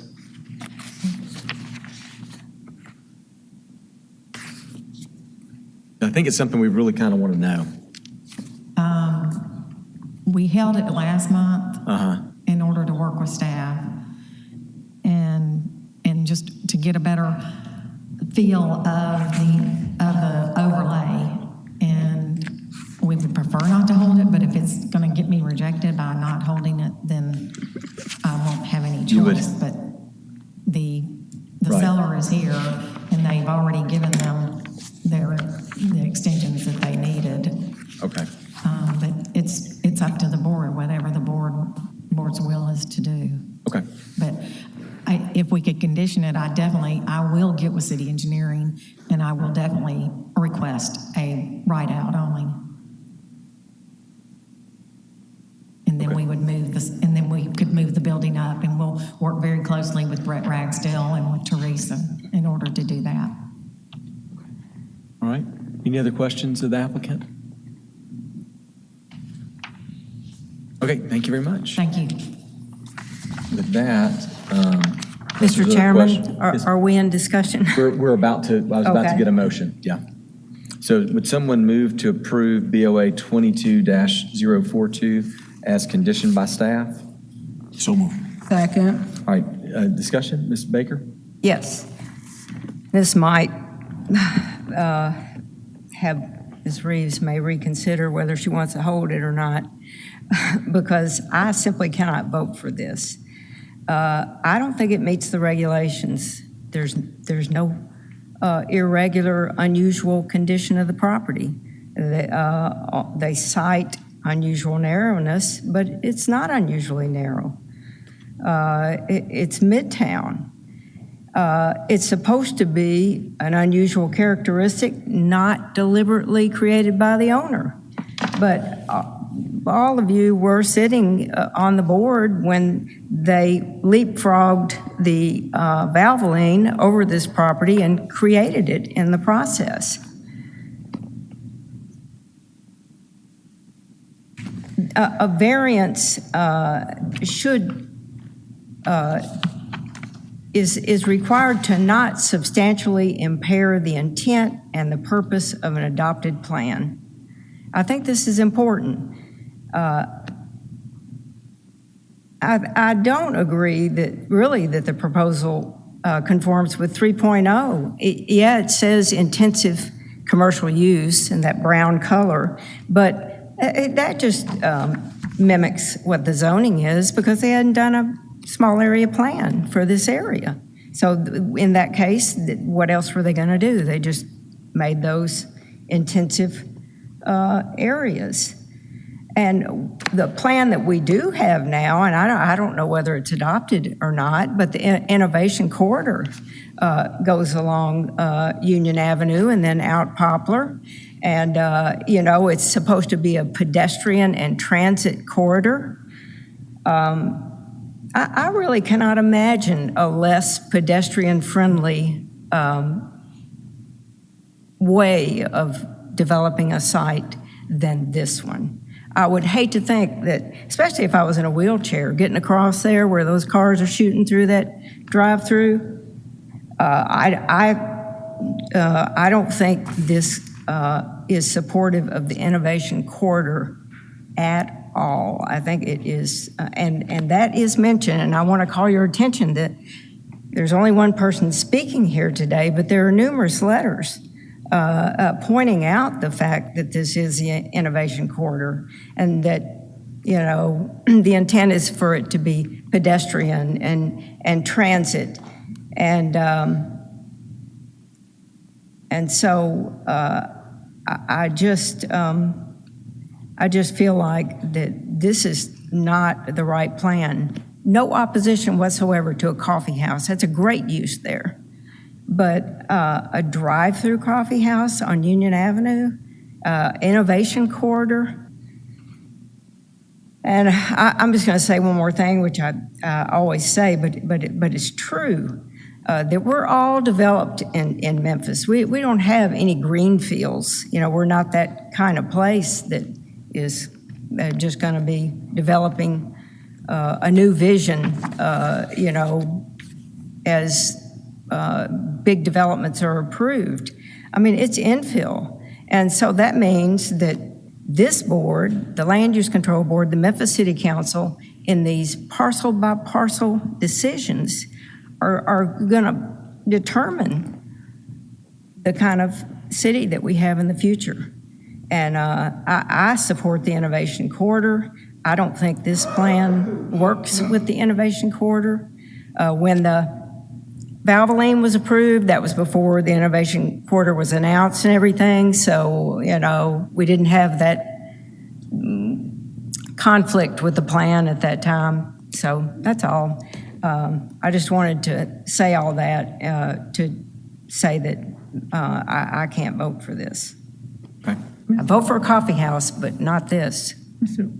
Yeah, this is an interesting case, I think, in that the variance we're getting is what, in general, like if there, let's say we didn't have wasn't a drive-through, but in general, we would want whatever's being built as close to Union as possible and as far away from Eastmoreland. And we're, you know, so it's interesting that it's where we're, the uniqueness almost could be seen as the fact that it's stuck with a 60-foot thing that doesn't make sense anymore for the way it's been developed. Well, I really don't think that pulling the building up to the street with this kind of site plan, I mean, does that really make a difference? I don't think it does. You know, this is a very suburban model that they're putting there. And it appears to me that Union Avenue is being developed this way, suburban, auto-oriented. Even with a new plan, the innovation corridor that says that's not what we want there. So that's it. I guess my take on it is when I'm looking at Union, I know we have a Wendy's there. We have a KFC there with a berry type, because it's on that corner of Union right behind Kroger. So, and both of those have drive-throughs. So I guess I'm trying to, in my mind, picture how it's different. I think I like Mr. Jackson's plan of moving it closer to Union, but I think we're keeping still with the KFC, the Wendy's, because even Captain D's down further, they're all right there with drive-throughs. I think I'm not having an issue with the drive-through. I think if it were a little closer, it will give it the aesthetics to kind of keep in the common ground of the other vicinities. So I'm not opposed to it. I think just moving it a little bit closer and giving it that right out would help. So that's my take. Okay. Mr. Jackson? Ms. Baker, you never cease to amaze me. But, you know, I believe you're right. I'm not opposed to the coffee house. I think it's an excellent use. I do think that building should be a lot closer to the street. But I do see a way for the site plan to work utilizing that one curb cut and not even needing to do the right out on Union, which would make from the building to the street the pedestrian environment that we're looking for. Your point about this being a suburban site plan is really true. It is. You know, you go in suburbia and you pull in, you pull out, and you loop around the building. But that's not what we're trying to create with the UDC on Union Avenue. To me, it would make sense to, and I'm not trying to design this for anybody. Believe me, I got enough design work to do. But having that building closer to the street and working that site where that drive-through, double drive-throughs, could actually go back to that curb cut that's on the west side of the property would give it the look we're looking for. Mr. Chairman, I'm just talking out loud. I really think we ought to. I know the applicant does not want to hold, but I think we ought to give them another 30-day hold and let them take another look at how that site plan could work. Okay. Because I think it can work with that one curb cut and still have the double drive-through. It may require a little architectural work. Definitely, they're still going to have to probably get the variance to pull the building closer to the street. But the site plan is what's really driving some of these issues. And I just see another way to do it. Do you want to give us a quick overview of the traffic flow, just to understand what you're saying? Sure. Yeah. If you come in the curb cut on the west side, right, and the double drive-throughs are where they are, but you pull the building closer to the street and orient the building lengthwise with the street so it's parallel to the street and not kind of perpendicular to it, you have enough room to turn those lanes and come back on the south side of the building by doing so like so. What I'm trying to say is take this and pull it with the building running this way, pull this back to here so you create a horseshoe off of that drive. Okay. I think that would give you that look you're looking for on Union Avenue. And not take away from the double drive and not take away from the double drive-through, yeah. Okay. Okay. Would you like to make a motion to hold? So move. Is there a second? Second. All those in favor signify by saying aye. Aye. Aye. Any opposed? Hearing none. The case has been held for 30 days. Thank you very much. All right, thank you.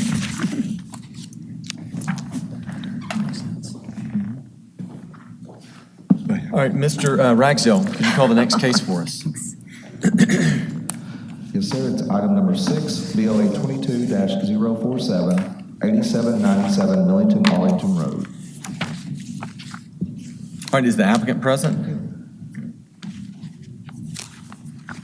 And is there any opposition? Hearing none, the applicant will come down to the front, or is the applicant present? The rep is Mr. Smith with Smith Building Designs, and I don't see him. He was aware.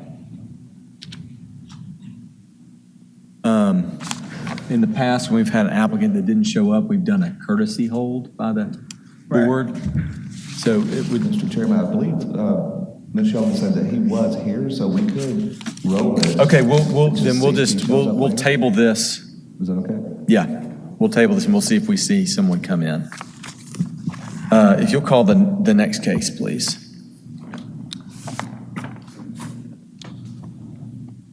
Yes, sir. It's item number 11, BOA 22-048, 5774 and 5486 Bridgestown Road.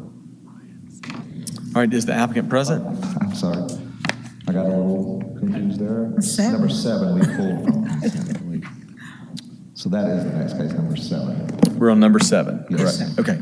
BOA 22-036, 2740 Old Austin Peay Highway. Perfect, okay. All right, I see is this the applicant coming forward? All right, is there any opposition? Hearing none. And so we pulled this, didn't we? Mr. Chairman. Okay, great. Yeah. Okay. All right, Mr. Davis, do you mind giving us a staff report? Not at all. Brett Davis, Division of Planning and Development. Good afternoon, everybody. This is case BOA 22-36, a request for a billboard variance and a setback encroachment variance. Some general information. The location is 2740 Old Austin Peay Highway. The owner and applicant is the Evan M. Thompson III Revocable Living Trust, represented by Ms. Reeves. And the two variances requested are from subsection 3.10.2b to reduce the minimum side street setback of a proposed structure from 20 feet to 10 feet, and section 4.9.8 to allow the construction of another principal structure on the same lot as a billboard. The area of the site is 0.36 acres, and the zoning is commercial mixed use 3. This site is located in Raleigh. Here is the vicinity map showing all adjacent property owners that received notice of this hearing today. As you can see, we had to go quite far out to reach the minimum of 25 discrete owners required. Here's a satellite photograph with zoning. So again, the site is zoned CMU3, and there is agricultural zoning to the north and east. The land use map shows that a lot of land in this vicinity is not developed. The two parcels directly to the south are owned by the applicant. The parcel to the east is a large lot residence. And then, of course, we've got State Highway, Austin P Highway, and the Wolf River. Some photographs. Here is a view of the site from that intersection of Old Austin P and Palm, as well as a view of the existing billboard.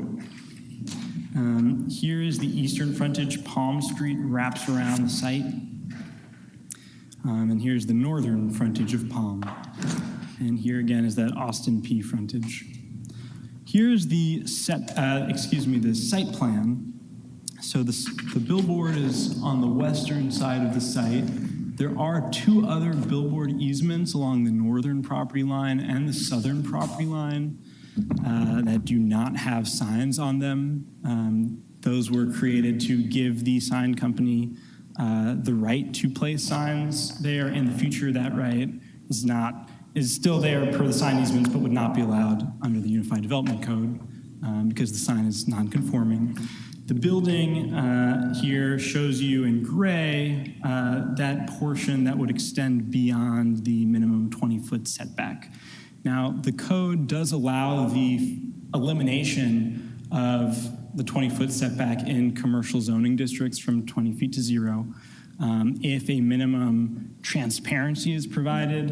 In this case, it's not feasible based on what the applicant's seeking to do because they're wanting to erect a metal building in line with other buildings to the south that would be facing inwardly towards the south to create more of a campus for their business. So both due to the material and the desired orientation of the building, that transparency requirement is not practical to couple with the setback encroachment as would be allowed without a variance. Here are some site plan notes I put in the staff report. So these will all be reviewed during final plan review if approved for the applicant's reference. We've got parking requirements, streetscaping requirements. Any outdoor storage must be shown on the site plan, and screening of certain facilities is required. So in conclusion, we've got that setback request from 20 feet to 10 feet that we've discussed, as well as that request to allow a principal structure on a lot that already has a billboard. The proposed building would extend the compound of the existing pressure washing business, Hot Sea, that exists on the two parcels to the south, which would operate effectively as a single site.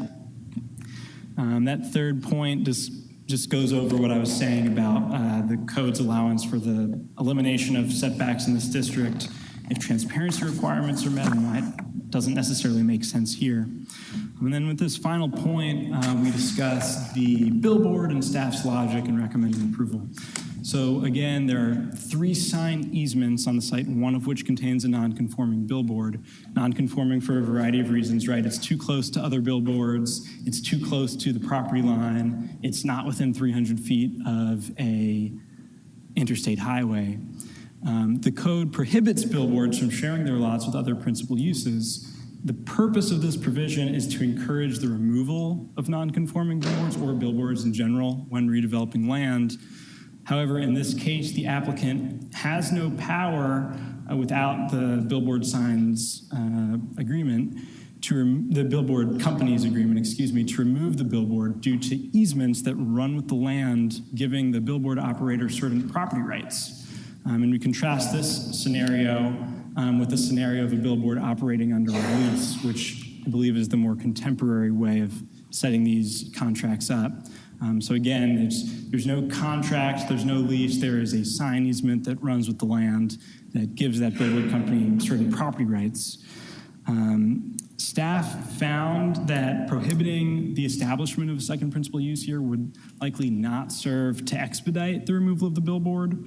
Whether or not there was that second use, we do not feel it would have an impact on that timeline. And based on our conditions, we're recommending either way, whether this variance is approved or not, the billboard is required to be removed following certain triggers in the code, such as following the end of its useful life or the cessation of operations for at least 365 days.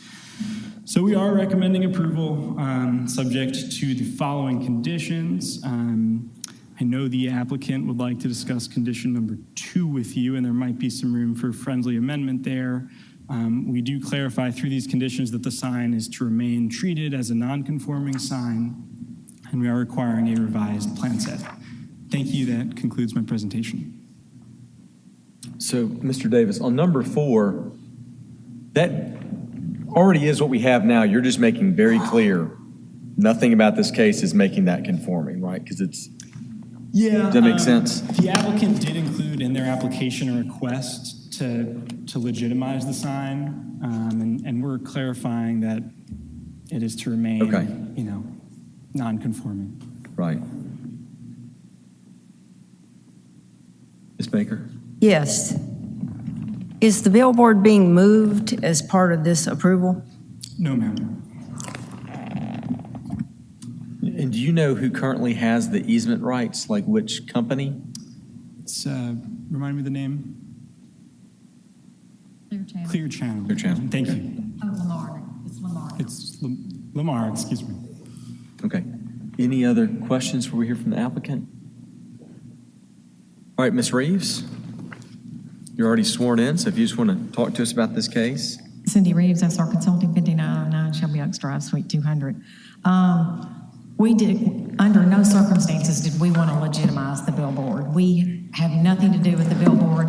The billboard, when you're being handed out easements that were granted to the billboard company many years ago, the property owner at that time was given a check for $10,000 for these sign easements and sign rights. And this was also prior to the UDC or the zoning ordinance requiring a billboard to be on the principal lot. If the billboard could go away, we would be very, very happy, but unfortunately it cannot. We've been working with Clear Channel since 2014, or Lamar, excuse me, since 2014 in order to work around this billboard. We even offered to purchase it, and then it could either be an on-premise or just be taken down. So the billboard is not a part of the Hotsy business, nor does it give it anything positive. But legally, there's nothing that we can do in order to remove the billboard. But the reason that we wanted to legitimize it is only it has a 0-foot setback.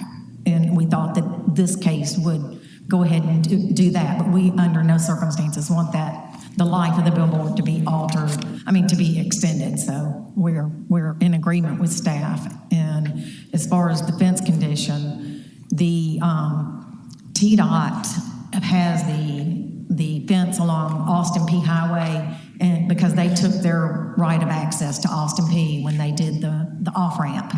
And then what we did was or the previous owner did was match what TDOT had done.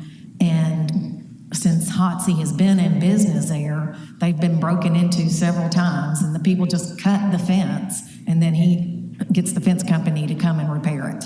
But the visibility really helps and the cameras that he's got, but it still is not deterring people from breaking in and stealing equipment and supplies. So I do have the owner here that can address that part for you. Okay.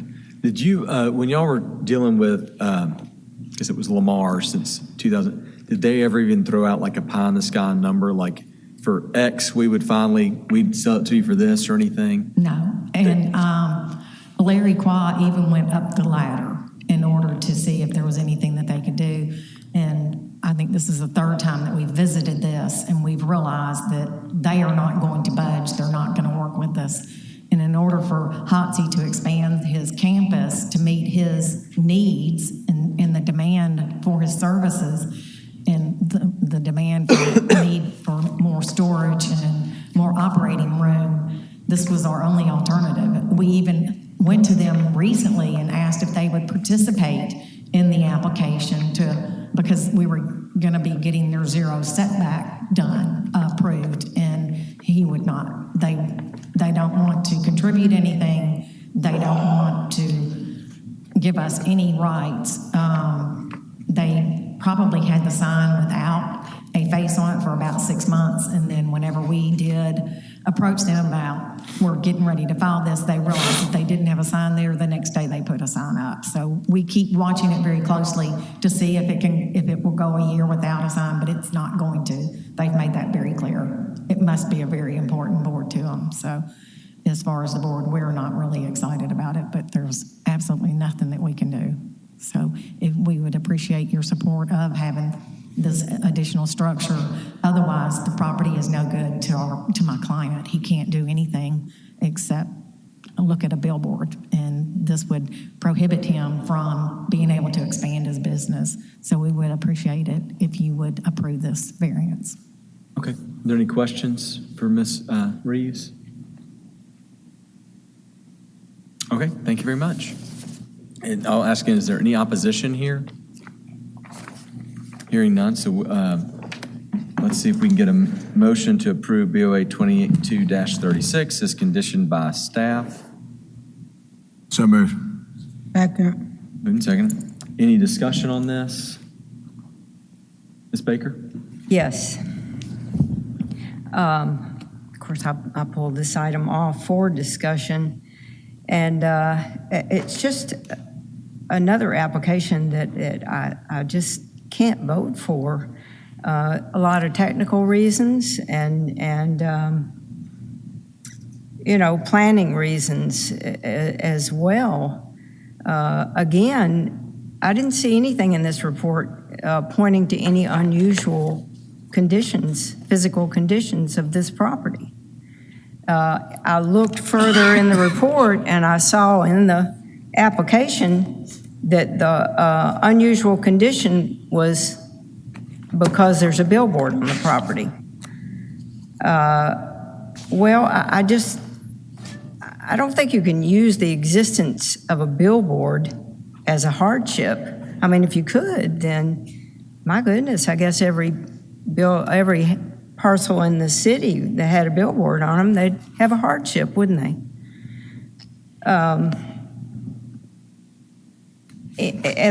I believe it was our last agenda, we had like about 8 or 9 billboards, and I listened closely as the staff rattled off all the ways that this billboard doesn't meet the requirements for a billboard. And so I believe that the 8 or 9 billboards, they're headed to court now. And, if we, after we said, no, these billboards don't meet the standards for approval, so we're not going to approve them. But then this one comes along and we say,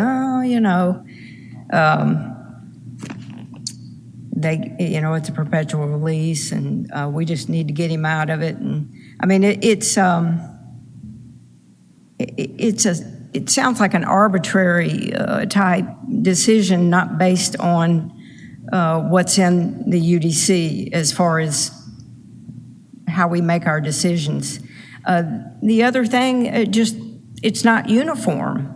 We just now turned 8 or 9 of them down because they didn't meet, but now we're thinking about approving this one, even though it doesn't meet. And of course, zoning, to be legal, it has to be uniformly applied. Decisions cannot be arbitrary, and it has to be uniformly applied.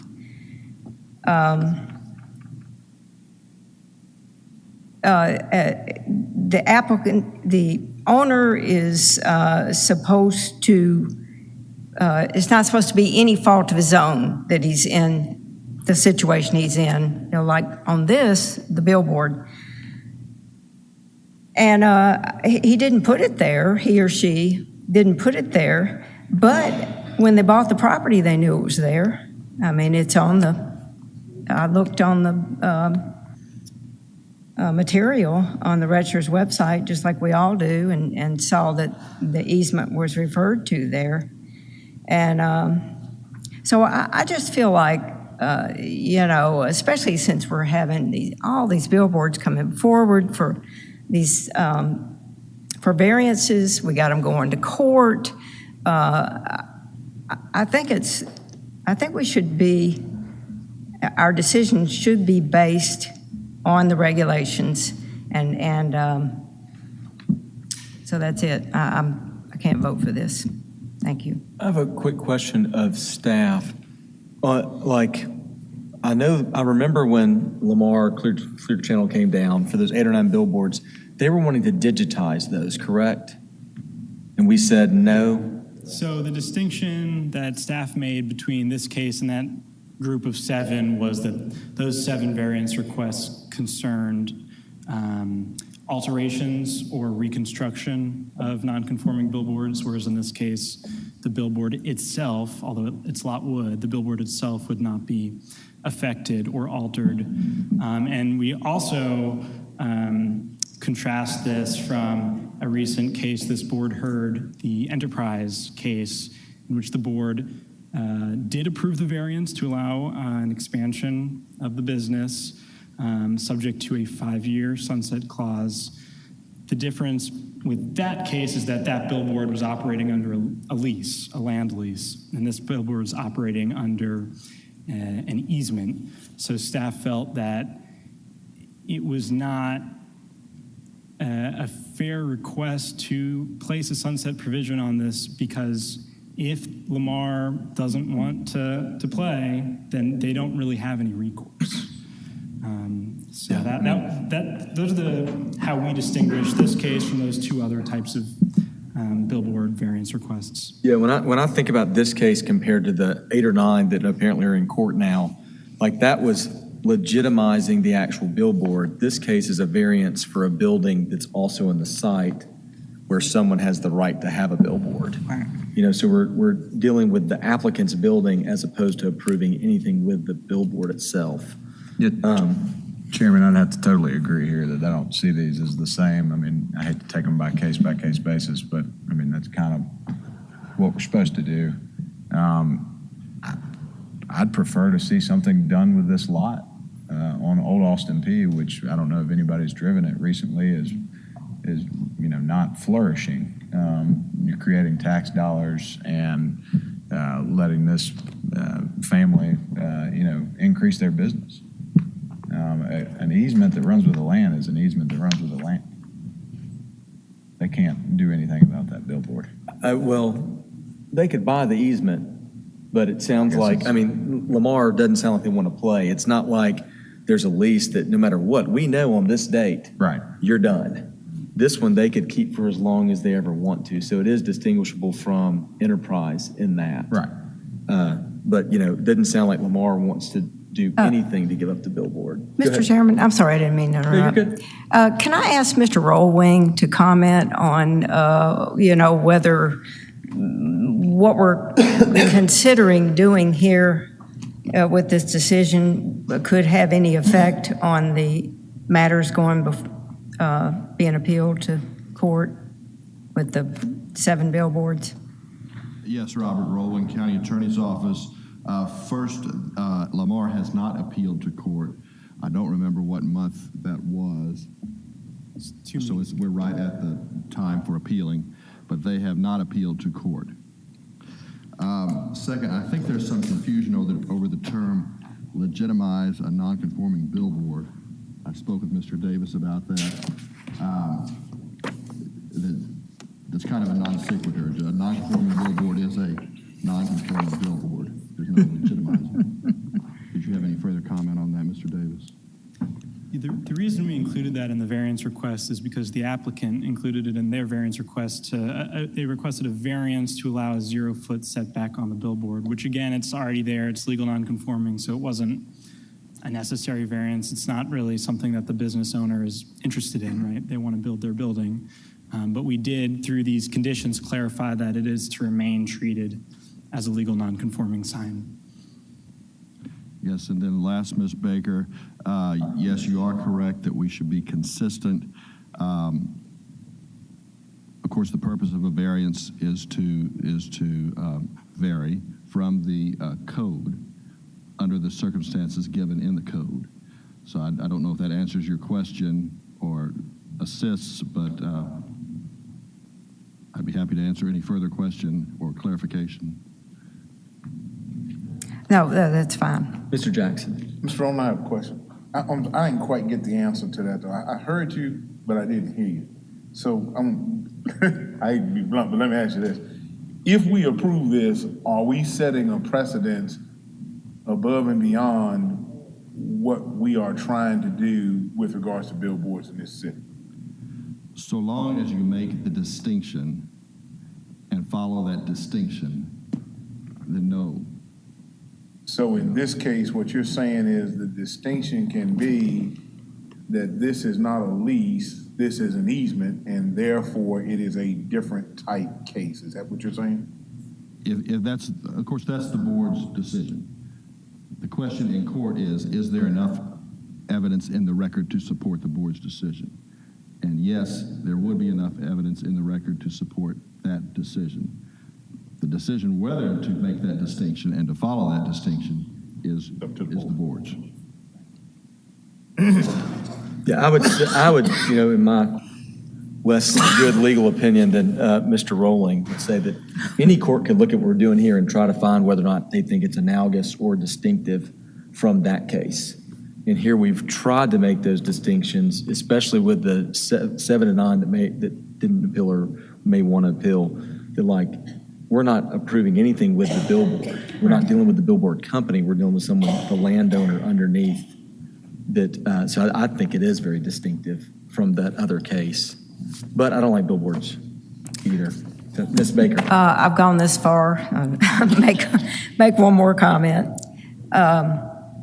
This provision 4.9.8, isn't that the citation for it that they're asking to vary?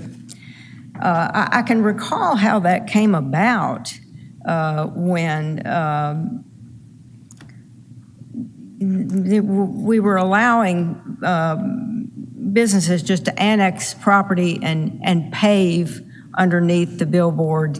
And so it essentially became in the position where it was an accessory use, and that's how it looked, and the parking was all below it. And in fact, the ability to do that was further interpreted that if you can put pavement, for a use underneath the site of an existing billboard, then why can't you just go on and put a billboard in a parking lot? I mean, why wouldn't you be able to do that if you can do this? And as a result of that, an illegal billboard was erected in the parking lot of the Marriott on Poplar Avenue. And I guess it doesn't have anything to do with this, but I was just trying to point out that, that's the reason why we added this to the ordinance. And I just hate to see it, instead of being enforced, it's varied. So that's it. Just wanted to point that out. Thank you, Ms. Baker. Are there any other comments? No. Right, hear none, assume you're ready to vote. Mr. Rags, will we give us a roll call, please? Yes, sir. Mr. Claybrook? Yes. Mr. Jackson? Excuse me 1 second. Do we want to consider a friendly amendment to condition 2 before we vote, the fencing condition? I am okay with a friendly amendment. I know the applicant requested one privately to me before this meeting. That is correct. They did, and Ms. Reeves did mention in her presentation. She did. That they wanted to strike that, I guess, strike it or amend it. So if the board would be so inclined, we could hear from Mr. Davis that friendly amendment to consider. Yeah, I think we got ahead of ourselves there because that wasn't they asked for. They'd probably like to discuss. Okay. So there is chain link fencing that surrounds the site. Chain link fencing, of course, is generally not permitted in the commercial zoning districts. It is in the industrial zoning districts.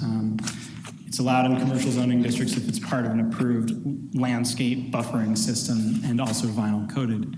In this case, it's not meeting either of those standards. So we put this condition 2 in to require the removal of that chain link, significant portions of which are in the right of way. So here's the property line, and then the chain link is actually coming out all the way over here. Additionally, it's in the right of way on Old Austin P. Now, the applicant's representative, Ms. Reeves, explained to me how the fencing on Old Austin P was installed by the state. So we are okay with just removing any reference to this fencing over here from that condition, but keeping it on the Palm frontage. So we could do a friendly amendment just to add to the end of condition 2, this condition shall not apply to any fencing within the Old Austin P right of way. And so if they wanted fencing, it had to be something other than chain link fencing as provided for in the code. As this condition is currently written, yes. Yeah. And with your amendment, it would be just anything that's not along Austin P. We'll leave that because that's kind of the state doing that anyway. Okay. I don't have a problem with that addition to number 2. So it allows that would allow the existing fencing that's there along Austin P, but then any other fencing have to be per code. Right.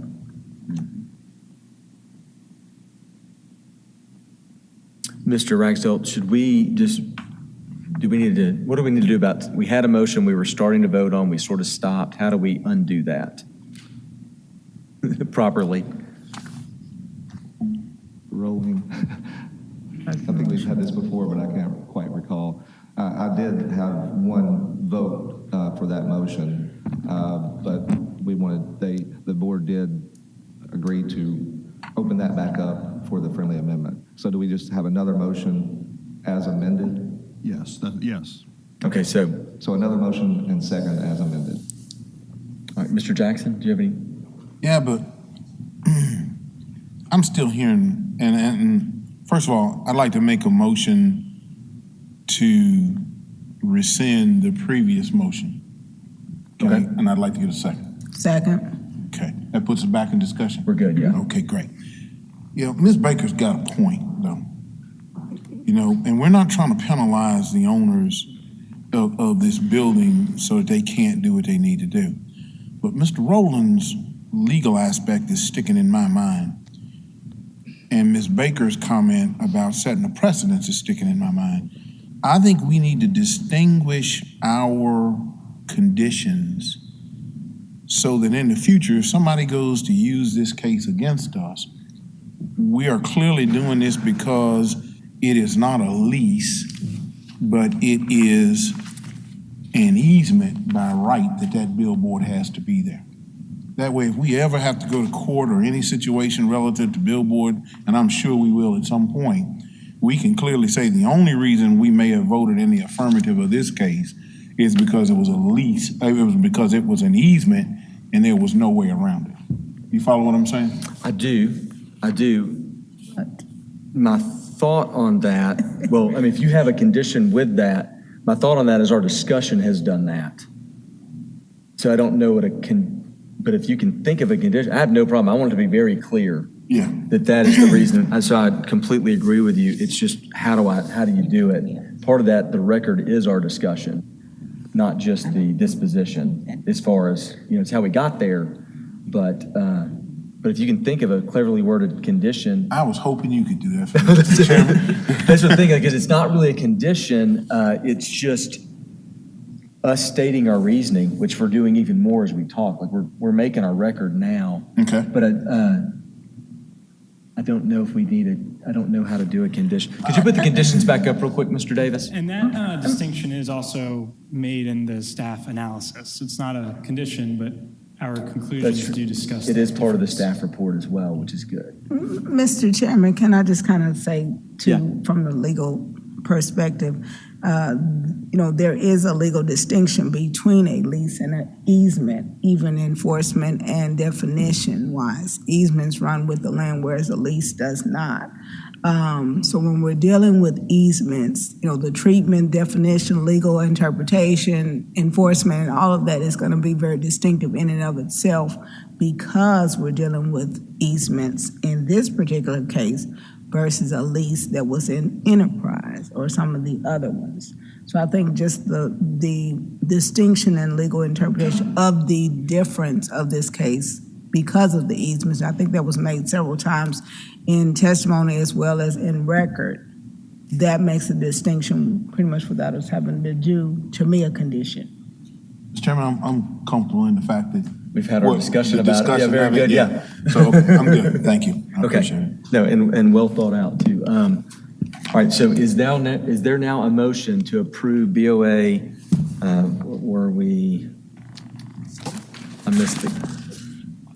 Was it 2236? 2236. As conditioned by staff with the friendly amendment for number 2, allowing the chain link fencing to remain where it was put up by the state of Tennessee along Austin P. So moved. Second. So be moved and seconded. Any further discussion on that? Seeing none, Mr. Ragsdale, if you'll give us a roll call vote now. Yes, sir. Mr. Claybrook? Yes. Mr. Jackson? Yes. Mr. Malazri? Yes. Ms. Baker? No. Vice Chair Savage Childs? Yes, I find that the standard point 22.6 of the UDC are being met and will not be unduly detrimental to the properties in the vicinity. Chair Rainey? Yes. Motion carries. All right, the motion's carried. Mr. Ragsdale, will you call our next case for us? Yes, sir. And if we can go back to item number 6, that is, okay. The applicant was not here, and so we do want to hold that. So it's item number 6. So we need the board to vote on that hold. Item number 6, BOA 22-047, 8797 Millington Arlington Road. So we would need to hold for 1 month. Great. Is there a motion to hold agenda item 6 for 1 month? So second. All those in favor, signify by saying aye. Aye. Any opposed? Motion carries. Thank you, Mr. Ragsdale. Our next case now. Okay, now we are on item number 11, and that is BOA 22-048, 4774, and 5474 and 5486 Bingestown Road. I was worried about pronouncing the name of no road right. Yeah. All right, is the applicant present? Okay. Thank you, and I have some opposition. So if the applicant will come down front, and if Mr. Davis can give us a staff report, please. Absolutely. Brett Davis, Division of Planning and Development. I'll be presenting case docket BOA 22-48. This is a request for variances related to the use and outdoor storage at 5474 and 5486 Bengestown Road, owned by Jason and James Henderson. The applicant today is Jason Henderson. The code references are section 2.5.2, which is the permitted use table, to allow contractor storage and a liquid waste transfer station in the Conservation Agriculture District, both of which are considered industrial uses in the table, as well as section 4.8.3 to allow general outdoor storage. So storage is regulated as a development standard, not as a use. And general outdoor storage and limited outdoor storage as well are not allowed in the Conservation Agriculture District either. The total area of these two parcels is about 7 acres. So here's a location map to orient everybody. We're looking at the Shelby Forest area of unincorporated Shelby County. I've also put in a little metric regarding notice of public hearing and public feedback so far. So staff did mail 35 letters apprising nearby property owners of today's hearing. The applicant posted 2 signs as required. And as of my last check, we've received 33 letters of opposition, 30 of which were received in time to be included in the staff report. Here is a satellite photo with zoning. So mostly conservation agriculture zoning with single-family residential to the south.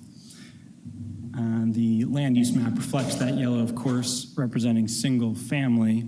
This denser housing to the south of Robertson Road, this is Bengestown, Robertson Road, is the unincorporated suburb of North Haven. All right, some site photographs. Here is a view of the site from Bengestown, as well as a view of the site from Robertson. A view south down Bengestown, and a view east down Robertson. Unusual for a rural area like this, there actually is sidewalk on Robertson. Both of those streets are considered collectors by the Metropolitan Planning Organization. Here is the site plan submitted by the applicant. The green represents that portion of the site that would be used for outdoor storage and for the use in general, as well as 4 proposed entries, vehicular entryways. My understanding is that this land was chosen because it is more depressed than other areas of the site and would be regraded to accommodate the proposed use. So in conclusion, number 2 describes the business in a bit more detail based on Mr. Henderson's application. The proposed business would lease roll-off dumpsters, some of which would include toilet attachments. An on-site liquid waste transfer station would store up to 1,500 gallons of human waste generated off-site. The business's trucks would also be stored on site, used to transport these dumpsters for lease. Other proposed site changes include regrading, tree removal, and the installation of gravel, concrete, and curb cuts. In terms of the required variance criteria, staff finds that this request does not meet them. The properties have no unusual or extraordinary feature that we have found in this case that make it impractical to use this property for large lot housing or agriculture, which is required of use variances. Additionally, the site's location next to residential and agricultural zoning and uses aggravates the risk of a negative impact on the general welfare of the neighborhood. So for those reasons, we are recommending rejection. However, if approved, we do recommend the following 6 conditions. And that concludes my presentation. Thank you. Okay, are there any questions for staff, Mr. Jackson? Davis, could we go back to the land use map, please? Yes, sir. Yeah. From that site there at Robertson Road and Bengestown Road to the south where it's Beaverton Drive, can you tell me approximately what that distance is? Yep, to Beaverton Drive, to that cul-de-sac, would be about 600 feet to the southwest corner of the closer parcel. Right. Thank you very much. Yes, sir. Thank you, Mr. Chairman. I have a question, Mr. Chairman. Yes, ma'am. For staff. How is this storage going to take place? I mean, is it in barrels? Is it just poured out like a lake? Or, I mean, how does storage, I mean, I don't know. So the storage would be of the dumpsters to be leased, the roll-off containers. Am I not coming in loud enough? The storage would be for the roll-off containers, the dumpsters that would be used presumably at construction sites, and they would just be stored outside. And then the liquid waste would be contained within some sort of facility built for that purpose. But not like a lake or something, right? No, it would be a self-contained facility. That would be serviced I asked that because the configuration of it is shown on the site plan. It looks like a lake to me. Right, Couple lakes, I thought the same thing at first. I was like, what is that? But that's I think where the gravel would be. Depression of the land, Yeah. I think. Okay. Any questions of staff before we move to the applicant? All right, applicant, if you'll give your name and address for the record, please. Hi, my name's Jason Henderson. I live at 842 Sylvan Road, which is just a few blocks north of the properties here. Okay. Do you swear to tell the truth, the whole truth, and nothing but the truth, so help you God? I do. Okay, go ahead, sir. I wanted to speak quickly about the inquiry about the aggregator tank where the waste would be stored. After talking with some members of the community, some of the Shelby Forest neighbors, I believe that it would be more appropriate for me to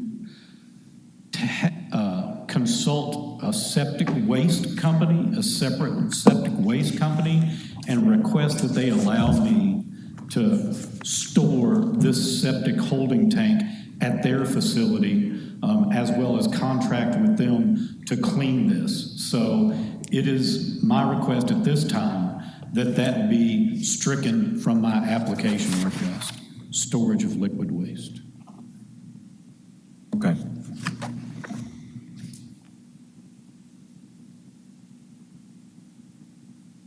Also, to speak on the inquiry of the storage itself,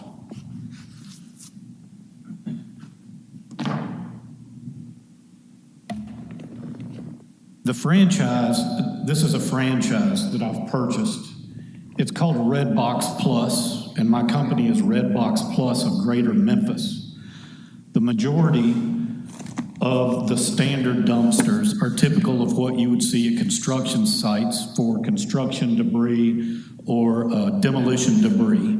However, Redbox Plus also has a patent on these over here that include portable restrooms that are attached to the dumpsters. They're the same length as the dumpsters, which would be very beneficial for the outdoor application here where you guys have dumpsters sitting on the street and then you have separate restrooms sitting other places, that these applications are exactly the same length as these dumpsters. However, they include 2 portable restrooms.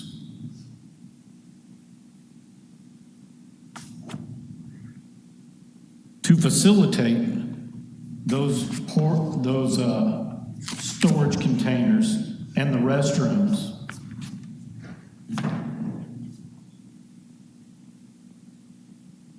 I'm in the process of obtaining my commercial driver's license. I'm a CPA by trade. I've worked as a CPA in Memphis for almost 25 years, but due to the pandemic, it had limited my opportunities. I was released from my job. Next week will be 2 years. So I'm looking for, and I've been looking for opportunities to work. I've submitted numerous resumes, hundreds of resumes. I've sat for many different job offerings, and the opportunities have not been there. The site, these 2 properties, 5474 and 5486, my father and I, James Henderson is my father, he and I own these 2 properties. We were presented with the opportunity to purchase these properties in 2019.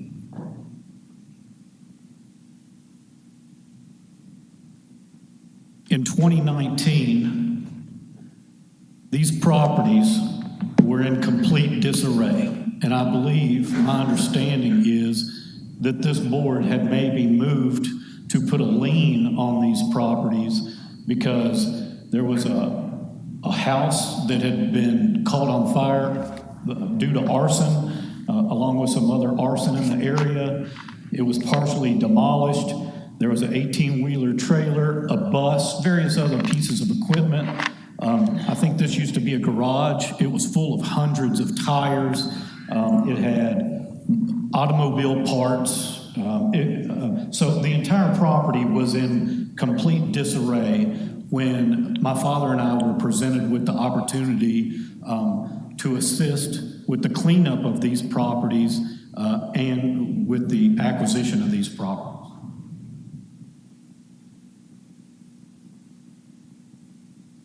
So move to today with those properties.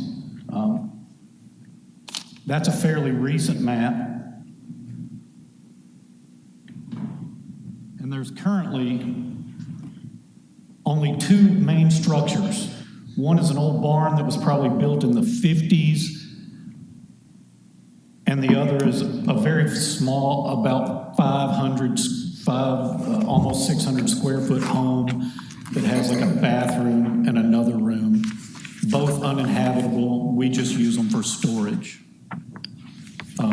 Everything else has pretty much been cleaned up. We consulted with one of my father's neighbors. He helped us actually hire a roll-off dumpster company, which was kind of my first exposure to this. And we had all of the debris carted off to various landfills. We had as much of it recycled as possible using one of my own trailers that I have. And so, if I may, just briefly, I just want to address Shelby Forest neighbors and let you guys know, I am one of you. This house that is just behind these two properties is 800 Robertson Road. That's 20 acres right there, where my parents and I and my brother moved in 1981. My mother and father still live in that house that overlooks this area where I'm requesting that this contractor storage be. If you could pull up page 7 again of your staff report. Which graphic? Page 7 that has the green highlighted, the site map. Okay, so when I initially submitted my request, it was because I had already consulted with a company here in Memphis that was industrial zoned, and they had assured me that they would allow me to rent some property. This was January of 2022. In March, they rescinded their offer to allow me to utilize their property. In the meanwhile, I've been working with the bank, and my SBA loan is now approved. And so I'm about to have a significant number of roll-off containers and a truck that I need a house for. So because my father and I already owned this property, and because of the time constraints, I decided to request a use variance. Now, just to clarify, this is not an attempt to get this property rezoned commercially. That is not my desire. Right now, all I need to do is have a use variance on this property, and I can even reduce this so that it kind of looks like two blobs that are connected. I think if you remove the connection and the blob on the left, I'm only asking that there be a curb cut over to the right next to my parents' driveway. And then that area, if you look under the 4.48, it looks like a small dark line. That's a culvert that goes beneath Robertson Road. So that is a low-lying area. It's approximately 12 to 15 feet below road grade of Robertson Road. And so all I'm asking is to be able to utilize this space in the right-hand blob that my parents' house overlooks that valley or depression, or I'm not sure what the best terminology is for it.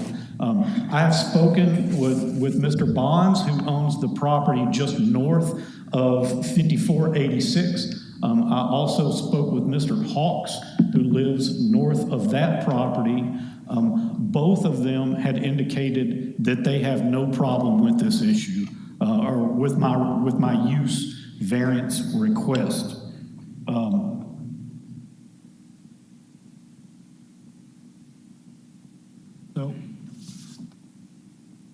So the number of containers that I've been approved for in my SBA loan is I believe it's 58 containers. 58 containers sounds like a lot of containers. However, this map or this rendering reflects that up to 90 22-foot containers will fit within a half-acre spot. So this right blob that I've determined, or that I'm calling it, is probably between an acre, maybe 2 acres, which is more than enough room that I would need to store. This rendering shows 90 containers. I'm only going to have about 2/3 that number.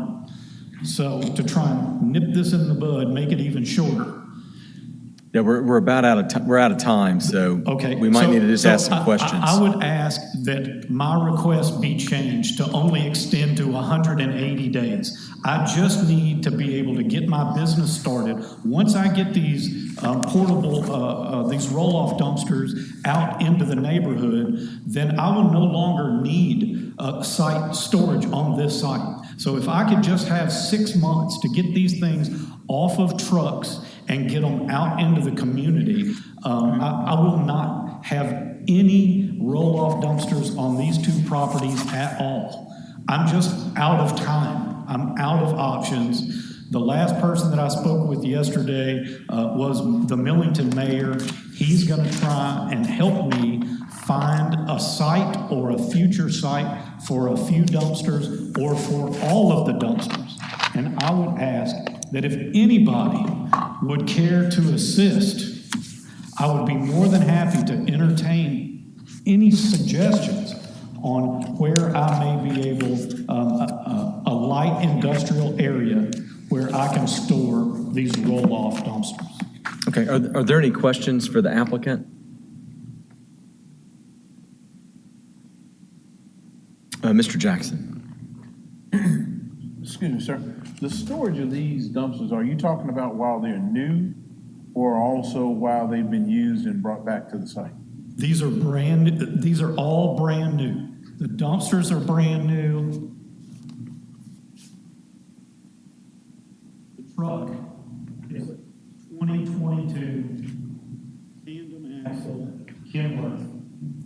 So all of this is brand new, and so I know things get beat up, and that's what I've seen around Memphis, is that all these dumpsters that you see look awful. These do not look awful, but I only want 180 days and I'll be gone. So my second part of that question is, say you were granted the ability to store it there, and the first month you had 10 of them to go out to a job site, and the job site was only 90 days, would you be bringing that used dumpster back to store on that site for the remainder of 90 days if you had 180? Well, I'm not too clear about the question. All right, let me rephrase it for you. Okay. You had 10 dumpsters to leave there brand new, and you only had them on a job site for 90 days, and you had no more clients. Would you bring those 10 back and store them on site after they've been used, yes or no? Yes. Thank you. Other questions of the applicant before we move to the opposition? All right, you'll get 2 minutes to rebut. And so now we're going to move to the opposition. So I have some cards already up here. I got another card coming.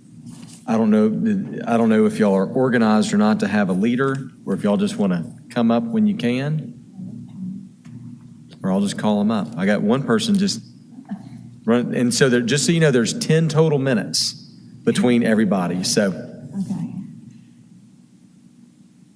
all right, if you'll give your name and address for the record. Okay, my name is Sheila Templeman, and I live at 4680 Bengestown Road, Memphis, Tennessee. Okay, do you swear to tell the truth, the whole truth, and nothing but the truth, so help you God? You swear to tell the truth, the whole truth, and nothing but the truth, so help you Yes, God? I do. Okay, go ahead, ma'am. My address is 4708 Bengestown Road. Gotcha.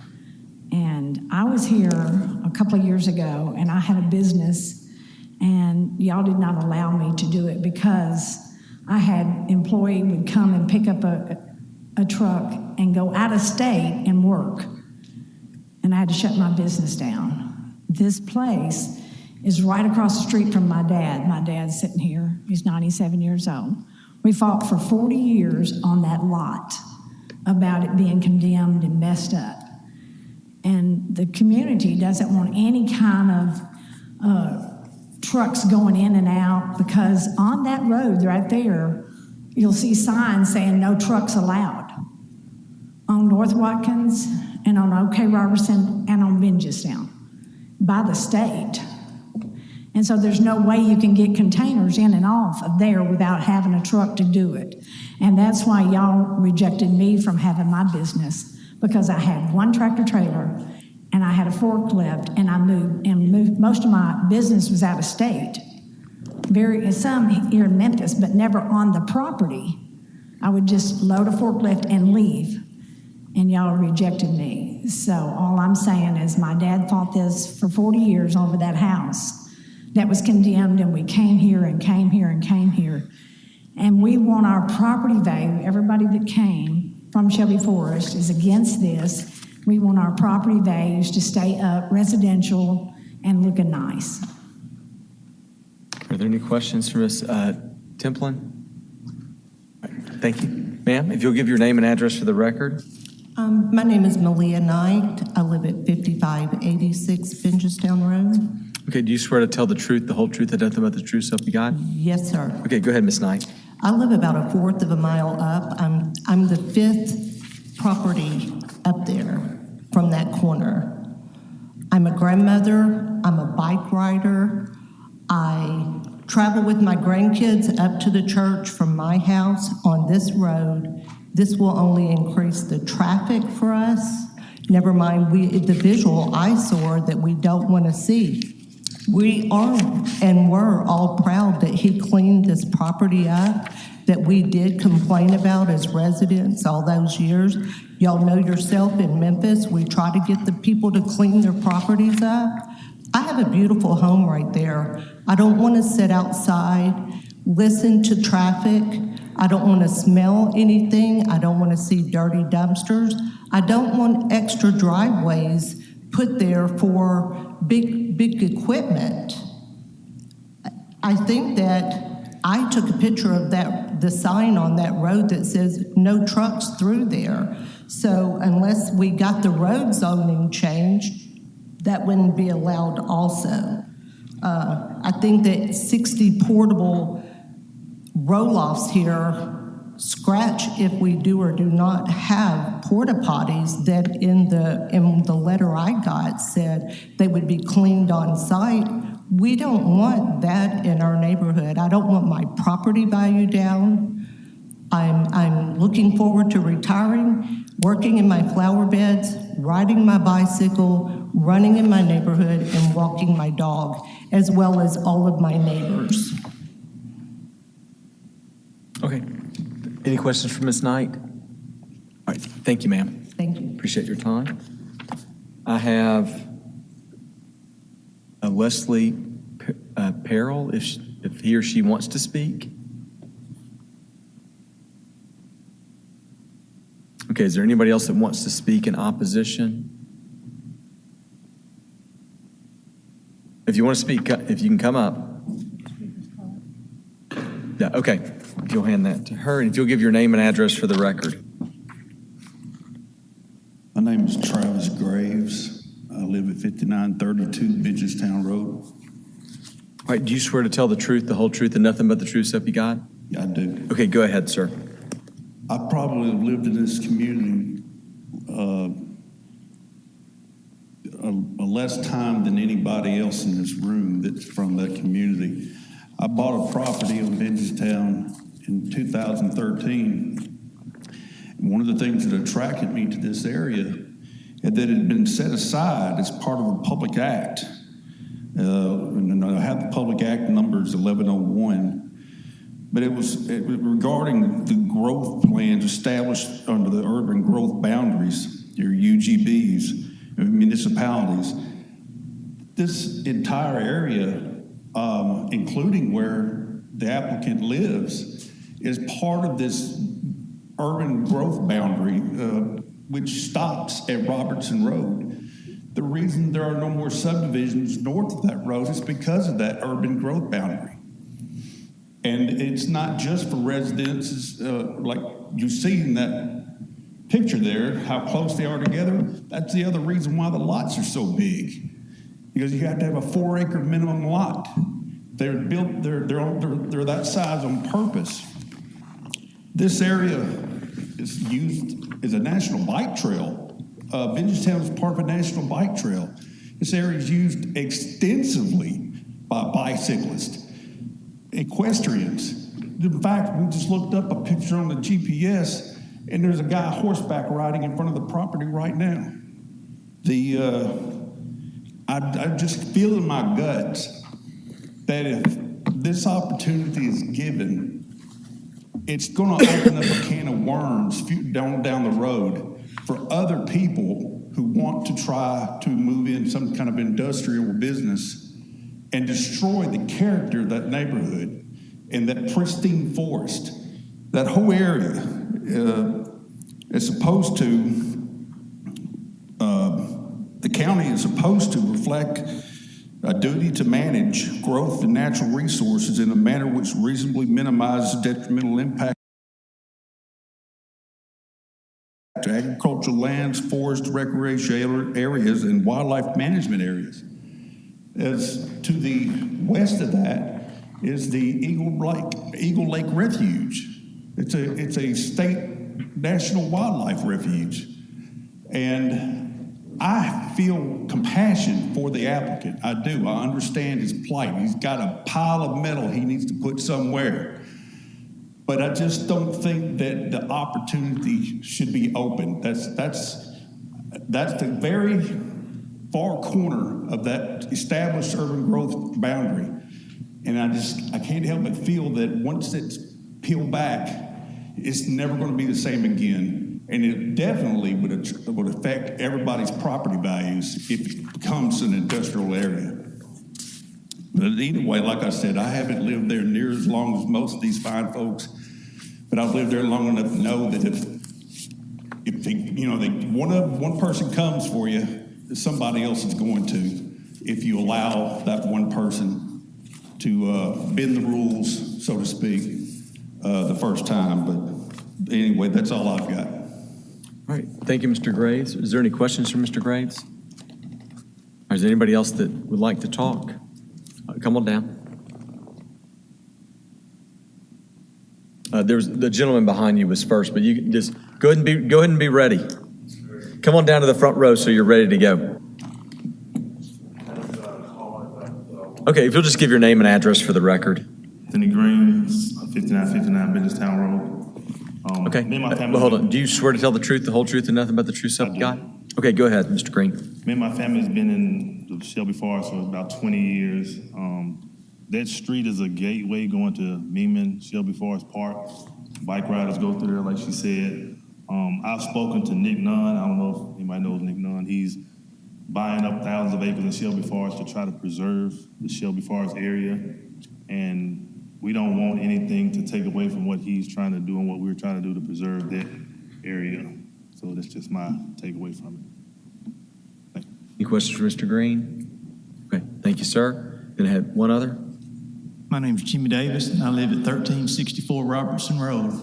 Okay, do you swear to tell the truth, the whole truth, and nothing but the truth, so help you God? I do. Okay, go ahead, sir. I've been there since 1986. And is all agricultural, and like the gentleman said before, you have to have 4 acres for a septic tank. And from what this gentleman said a while ago, he will be having a septic tank to empty these containers in. Well, he did remove that request. Okay. So, but go ahead, sorry. But there's I just wanted that to be clear that was removed. There's an industrial park right across Highway 51 over by the racetrack and the airport. There's an industrial park. And that's what the industrial parks are for, is for companies like this. So why would he want to come into our neighborhood when there's industrial park right across 51? It's not 2-3 miles from where he's wanting to put it into this community. And I just wondered why, there's places that's set up for that. You got DuPont across the highway from us. Safety Clean, which is a cleaning system for mechanics. But, there's no place for that in our community. Thank you. Okay. Anybody else before we move back to the 2 minutes of rebuttal? Okay. We're going to move back to rebuttal. Mr. Henderson, you have 2 minutes to maybe answer some questions, and then we'll start maybe ask you some more, then discuss. Do y'all have any questions specifically, or you just want me to rebut what's already been discussed? You can rebut. Okay. My son is 10 years old, and he and I live on Sylvan Road. We ride our bikes. My front porch is full of bicycles. And if y'all see children on Robertson Road and an old guy with a beard, it's probably us going up and down Robertson Road. We go to the church at the end of the road. We go through North Haven. When I was a kid, North Haven didn't even exist. And so I went to Woodstock.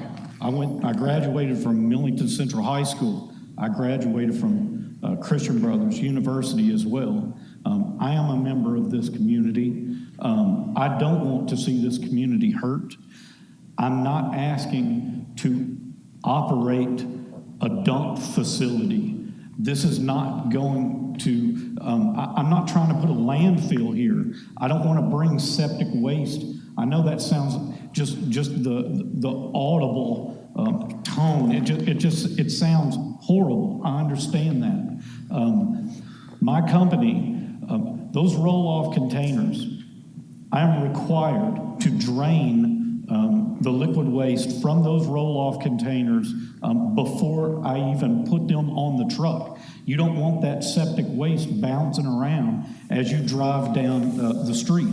On the opposite side of the truck is a 98-gallon tank, as well as a 35-gallon tank. The 98-gallon tank holds wastewater. The 35-gallon tank holds clean water. So whenever I go to a new site, I'm going to input the required amount of clean water, and before I pick up one of these roll-off dumpsters, I will vacuum out. There's a vacuum system that's on the side. There's all of that septic waste must be vacuumed out before you can load these containers onto the truck. Okay. At that point, I would take the roll-off containers to the landfill and move on to the next customer. Sir, so are there any questions? Okay, so sorry, we just only have so much time, so I appreciate your time there. No questions, or any questions of staff before we go into discussion? Right. Seeing none, can we get a motion to approve BOA 22-48 as conditioned by staff, and also removing the liquid waste storage? So moved. Second. Who wants to go first? I got thoughts. Mary, I'm going to beat you to it this time. What? I'm going to beat you to it on this one. Here's my problem with this case. I completely feel terrible for the applicant who's in a position where he thought he had a deal worked out on his business and everything was going to move forward. You know, things are looking up. He's had a tough 2 years. I just don't think our board has the power to grant this variance. There's nothing interesting about the property. It's a completely separate parcel from the parents' house next door. It's actually a business running in and out where the other people, like, it was where they lived and had some storage there. This is a massive amount on a big corner. And I just don't, just with the guidelines of the code, I just don't, I couldn't vote yes under what I'm able to do. Although I feel terrible for the applicant that he's in the situation. I wish him the best that he can find some place to store these things, but I just don't think I can vote for it here. I agree. I agree. All right, any other discussion? All right, Mr. Ragsdale, will you give us a roll call, please? Yes, sir. Ms. Baker? No. Mr. Claybrook? No. Mr. Jackson? No. Mr. Malazari? No. Vice Chair Savage Towns? No, I find that the standards of 9.22.6 will not be met and will be duly detrimental to the properties in the vicinity. Chair Rainey? No. Motion All right. fails. Thank you all for coming down today. And to the applicant, I mean, I really do wish you the best. Hopefully you can get this business going. I really think you would have done a good job there. I just don't think we have the power to give you what you need. So I apologize. Mr. Ragsdale. Yes, we have item number 14, BOA 22-052, 9894 Holly Grove Road, and the applicant has requested a 1-month hold for that. So we would need to vote on Which one? Tell me again, I'm sorry. Item number 14, BOA 22-052. Okay, so there's a 1-month hold, and we pulled that one? We did not. There was opposition. Oh, there was opposition, and there's been a hold request. So the applicant reached out to us via voicemail, and they're not here, and so they requested a hold. Okay, is the opposition here? Yes. Still? Yes. I just checked my voicemail while we were sitting here, and the applicant called me on the voicemail, said they spoke to their neighbor. Since they're in opposition, they're not going to continue with the project. They're going to try to move it. Do something else. So they may withdraw or modify. So it may just be a withdrawal. But I would not feel comfortable saying it's withdrawn until we get written confirmation. Sure. And So we'll. you know, if the board wanted to hear from the opposition, but it sounds like there is some discussion and maybe modification or withdrawal. Remind me again what case it was as far as the address on it? Because I accidentally put that one in the trash. Yes, 9894 Holly Grove Road. Okay. Yeah. Remember that one? Yeah, the one that was on the corner with the long cove next to it. Correct. Okay. All right. Okay. Unless someone on the board wants to hear it, would there be anybody wanting to give a motion to hold, thinking that maybe we get a withdrawal before our next meeting? So moved. Second. All right. Any discussion? All right. All those in favor signify by saying aye. Aye. Any opposed? Hearing none? No. The case is held. All right, Mr. Ragsdale, next case. Oh, good. Excuse me. Item number 20, BOA 22-058, 2727 Kate Bond Road. Okay, is the applicant present? Is the applicant for this Board of Education present? In here, it's the same guy that did the signs last time. Right. Yeah. I was looking for him. We pulled this. There wasn't any was there opposition? No. Do we want to go ahead and hear it though without him here? Do we want to table it for a minute? Let's just table it. We're going to table this one just for a minute and see what's going on. Okay. Do you want to move to the next case? Then? Yes. Probably don't.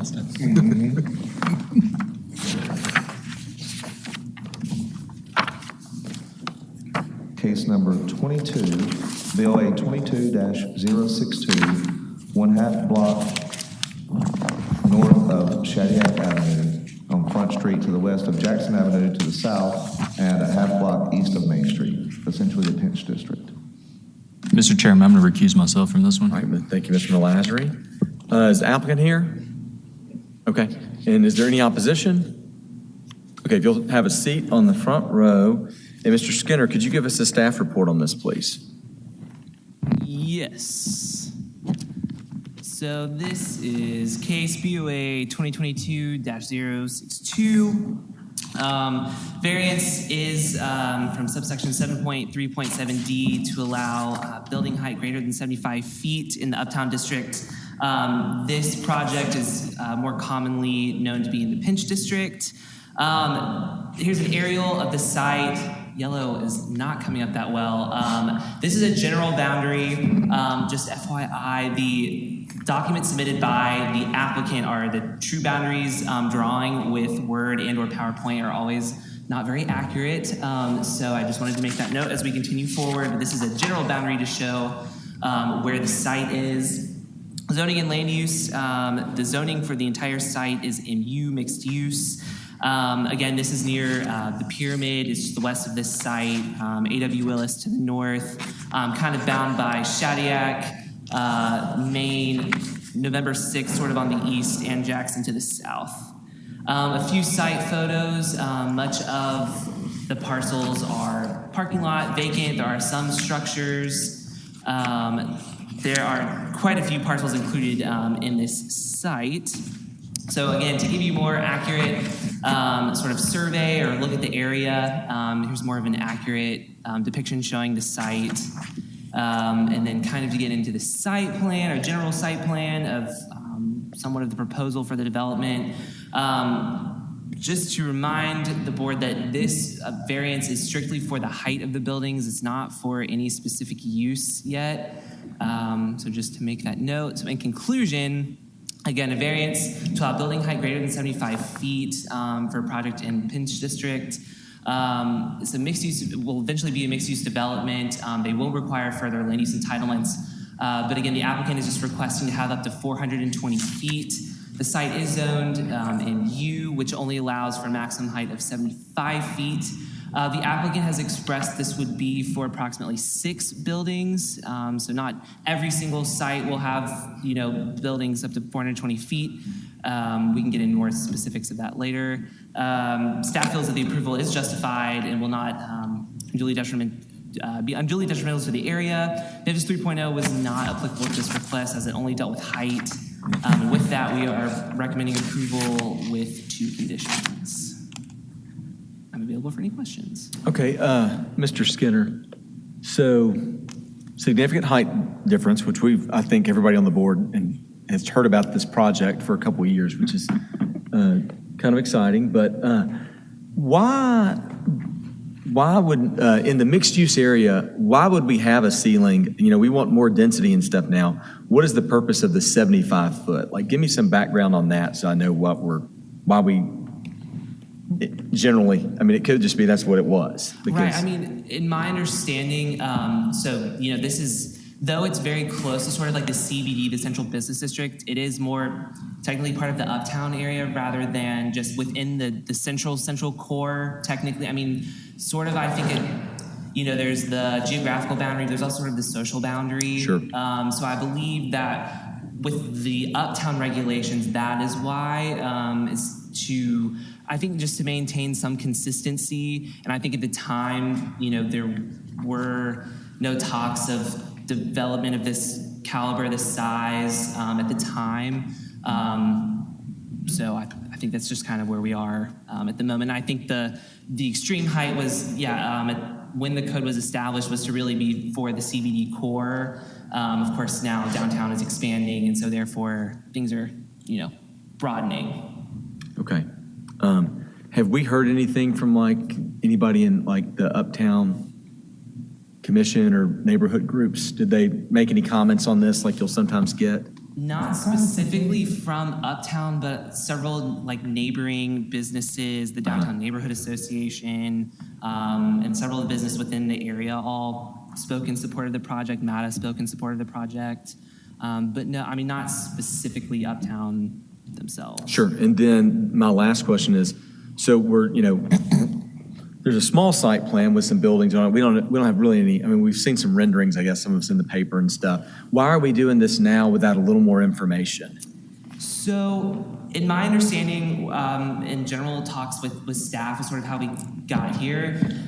Given the nature of the development and to not necessarily tie the applicant at the moment to a specific site plan, I mean, when they come back for a land use entitlement, specifically like special use permits for like a hotel or, for apartments, something like that, they would then be tied to a much more specific, building elevations and specific height of the building, density, et cetera. I believe at the time when talks with the applicant were coming forward, they just didn't want to necessarily be tied to those specificities at that time. So they just wanted to make sure that whoever came through for the development could build to this height. And then from there, the breakdown of the uses that specifically for each parcel could kind of then come later on. Because there are some uses that would be permitted by right. There were just, several that eventually down the road will need their own entitlements. Okay. Any other questions of staff? Mr. Chairman, Yeah, I Ms. hate Baker. to bring this up so late, but I need to recuse on this item. Okay. That puts us in a position where we cannot approve this. That's this correct. week. We no longer have a quorum with 2 recusals, so we can't hear. And we can't hold it either because we don't have anything. We are now lame ducks. Yes, so I'll ask Mr. Rowley how we can. You have a quorum, you do not have the 5 votes it would take to approve it, that's correct. So really the only option is to have it heard at the next meeting. So, yeah, I mean, we're there anyway. Like, we don't even have to hold it. We can't hear it. Okay. Can we still ask some questions? Can we still ask some questions and stuff and not vote? On record. Just in case we have some? I suppose, yes. Okay. There's no rule against it. Okay, all right. I'll say that, I mean, you can. I think that next month you'll have different people and more people here that will want to hear probably the same thing. So, but I mean, obviously you can ask Okay, some then we'll hold any questions we have, and with our apologies to the applicant for our not having enough people today. Apparently your spread took 2 of my people out, so for one reason or the other, either they're for you or against you. So thank y'all for coming down, and our apologies. Mr. Ragsdale, will you call our next matter? Are we back? Are we to the minutes? I think we're 2 we tabled. Oh, both of those got held. The 20 pay bonds. Pay bonds. Oh yeah, did our sign person never showed back up? Did he? So that's the automatic code. Okay. Do y'all want to hear it and vote, or would you rather wait to hear his thoughts on it? Well, we can't hear it without the applicant present. We can't hear it. So you can. Then we'll can we get a motion to hold agenda item 2021-58 on Cape Bond Road? So moved. Second. All right, all those in favor signify by saying aye. Aye. Any opposed? Motion carries. Can I request who had the motion and second, please? I seconded it, I think. Or did I motion? You moved, I Okay. second. Okay, just want to, All right, want to be clear on that.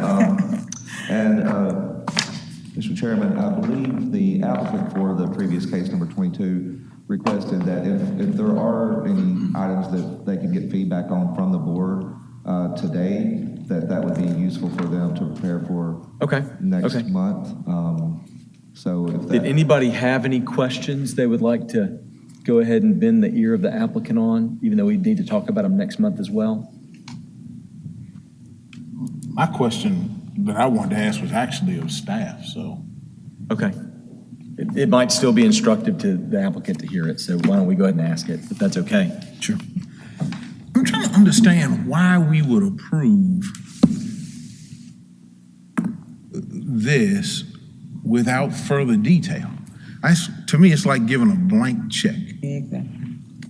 And if that's what we're doing, say that, and I'm okay with that, but I'm trying to understand why we're doing that. If, to be completely transparent, we had an internal discussion about filing for a plan development. I mean, this would be a case for that. That just, with, again, my understanding from previous conversations before I was even assigned the case, that was just not the route, just given that would confine them to 3 months of having, even if they held, they'd have 3 months that they would have to pursue with all the specificities of each use, where they would be going. This would allow them to not be tied to a use, but allow for the height. I understand the concern, but again, they're aware that each use that would need their own entitlement would still need to go through those appropriate channels. Does this somehow, to them, since we're not having a hearing, make it easier for them to find projects if they already have some sort of height thing, as opposed to just coming in once they know what they want to do? I'm personally not a developer or anything like that, but yes, I believe that would help, allow for more flexibility and allow for people to see what can be done. As opposed to, hey, let's do this. Well, we're going to still have to get that height, might not ever work. At least they know. Okay. Second question I had was, when there's a request for a variance in height, does that require a hardship justification as well? It does. I mean, yes, every variance has to meet the criteria, yes. What's the hardship there?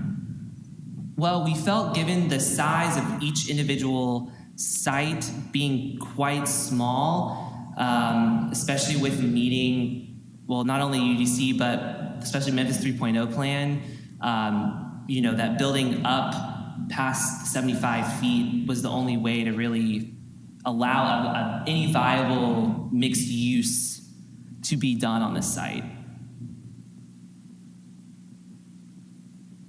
I don't know that I agree with you on that or not, but I understand your rationale. I heard you.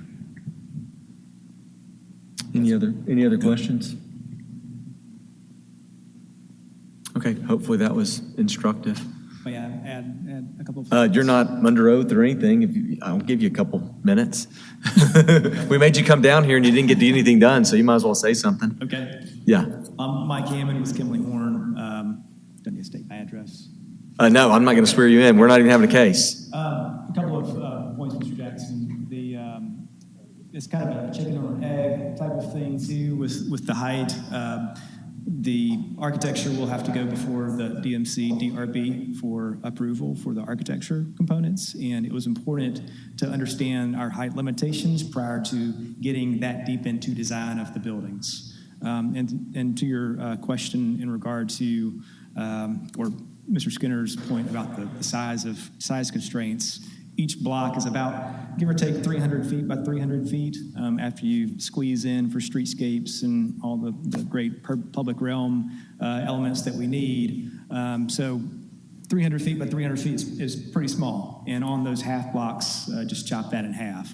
And so going up is really the only option to have that really great urban density that we're looking for. I still don't necessarily agree with you on that, but okay. I appreciate it. Thank you. All right. Okay, I think we're good on that. Speaking about that case, where are we at? Back to our first tabled item, or do we still have another case, Mr. Ragsdale? We had tabled our discussion of the minutes of the Barrett Road case. That's correct. And I'm just making sure that we didn't have any of the other applicants. I believe we have held properly the cases where the applicants were not here. And of course, that case we didn't hold her here, but we will have it at the next meeting. Okay. So I believe we are now at the discussion of the meeting minutes, correct?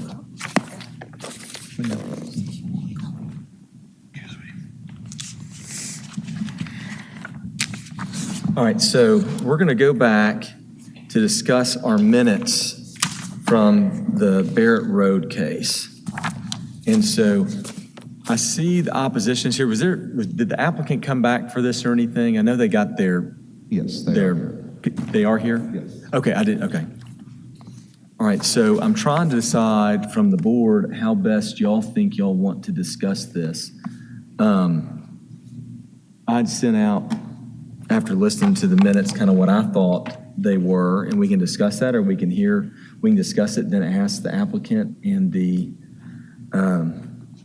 opposition to chime in. Do you have any thoughts on how y'all like to do that? Or is Mr. Rowling, am I stepping over any toes at this point I shouldn't be? No, I would remind you, though, that the timeliness of the application was limited, I believe, to the lighting issue. Right. Right. Okay. So what you would, to restate that, under our rules, we would say that we only allow, we did the minutes, they are what they are, we messed up, but the opposition came in and said, hey, the lighting issue was left out. Yes. Okay. A rehearing is done by a motion prior to 7 days before the next meeting. Mm-hmm. There was not an actual written motion. Mr. Matthews did email with Mr. Thomas, and we took that as a motion to rehear. Right. As we said, the board may have a different feeling on that. The opposition may have a different feeling on that, and in which case you would want to hear from them on that issue. But we took that as a motion to rehear, and the subject that was brought up was the lighting issue. Okay. No other issue. Now, Mr. Matthews later emailed, I believe, the day before the last meeting, or the March meeting, I guess, with several other issues, which we did not consider timely. Okay. But the board can take the action the board sees fit, correct? Yes. Okay, because I believe in our discussion at the last meeting, it seemed the general consensus of the board, we want to get whatever we thought the conditions were going to be at that meeting is the ones we wanted to be our conditions of record. Okay, yes. In which case, it's probably best to suspend the rule and listen to the things that you want to listen to. Okay. So I will then see if someone would like to make a motion to suspend our rule for this case in order to fully, in the board's opinion, get the minutes and the conditions to match what we thought we voted on. So moved. Second. Any discussion on that? Hearing none, then that was procedural, so we'll move forward on that. And so what I was thinking we would do on this is we would go through what we thought was there. I know I listened to the case, again, jotted down. I know Mr. Jackson did. Did anybody else have a chance to write down after re-listening to the case? All right, so you want to go through yours? You want me to go through mine? And we'll kind of start there, and then we can open up for discussion with the applicant opposition is kind of what I was thinking. Okay, we can. Okay. But before I go through, I would like to make some statements up front about where we are as a board with regards to our meeting minutes. Okay. Okay. In the past, it hasn't been, in my opinion, meeting minutes detailed enough relative to, especially with another board or another entity looking at them. There is not enough detail in that. Second of all, I think we as a board are going to have to make it crystal clear to staff what conditions we are amending, what conditions we are adding, and what conditions we may be changing. Because when I took a deep dive into this, I realized that there were a lot of issues that if I was in another entity looking at this, that I would not have the full picture. And that was my reason today for abstaining from approving the meeting minutes from the last meeting. I think number one, as a board, we should at a minimum have attached to the meeting minutes for each case, the Board of Adjustment's notice of deposition. That notice of deposition is what all other entities look at when they look at whatever case it was we listened to. And if that notice of deposition does not 100% reflect the meeting minutes, they don't have a clear picture. And I think in order to send out a notice of deposition, we as a Board of Adjustments should at least have a look at that before it goes out. Because if I would have had a look at that notice of deposition relative to Barrett Road case, I could have told you right then that it was not in detail enough for somebody to understand that. Now, I've also been told by entities within government that the process for going to county commission and city council was a way that politically those entities did not want us to have the final say on something. Therefore, they have the final say by going the political route. And that's fine. There's nothing you can do about politics unless you want to vote people out of office, which these people who are in office now are not the ones that came up with that in the first place. However, they should at least benefit from the true story. I also have a problem, clearly, with the letter, Mr. Chairman, I told you that you sent, prepared by others and yourself, over to the county commission. And my problem with that was very simple. When we make, and Mr. Ragsdale, I mentioned it to you too, I said very clearly in an email to you, sir, that we were not providing the full story to the county commission as to what was missing from those meeting minutes and how we can cherry pick, in my opinion. Lighting is only one item and not have the rest of them in it is just not accurate. And we're either going to be accurate or we're not.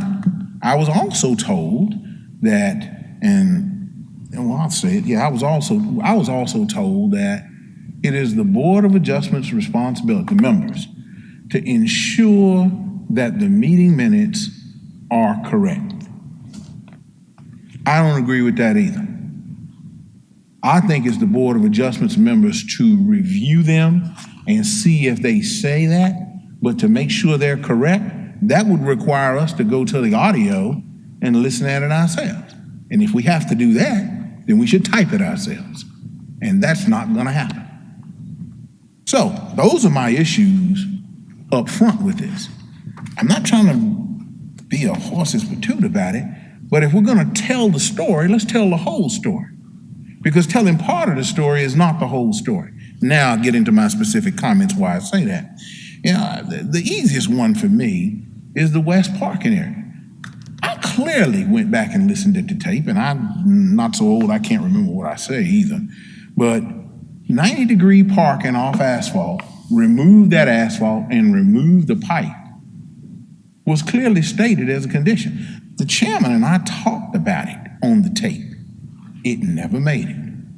The enclosing of the storage area on the building and incorporating it into the restaurant so that the visual quality of the historic environment could remain somewhat pristine was never in the meeting minutes. So I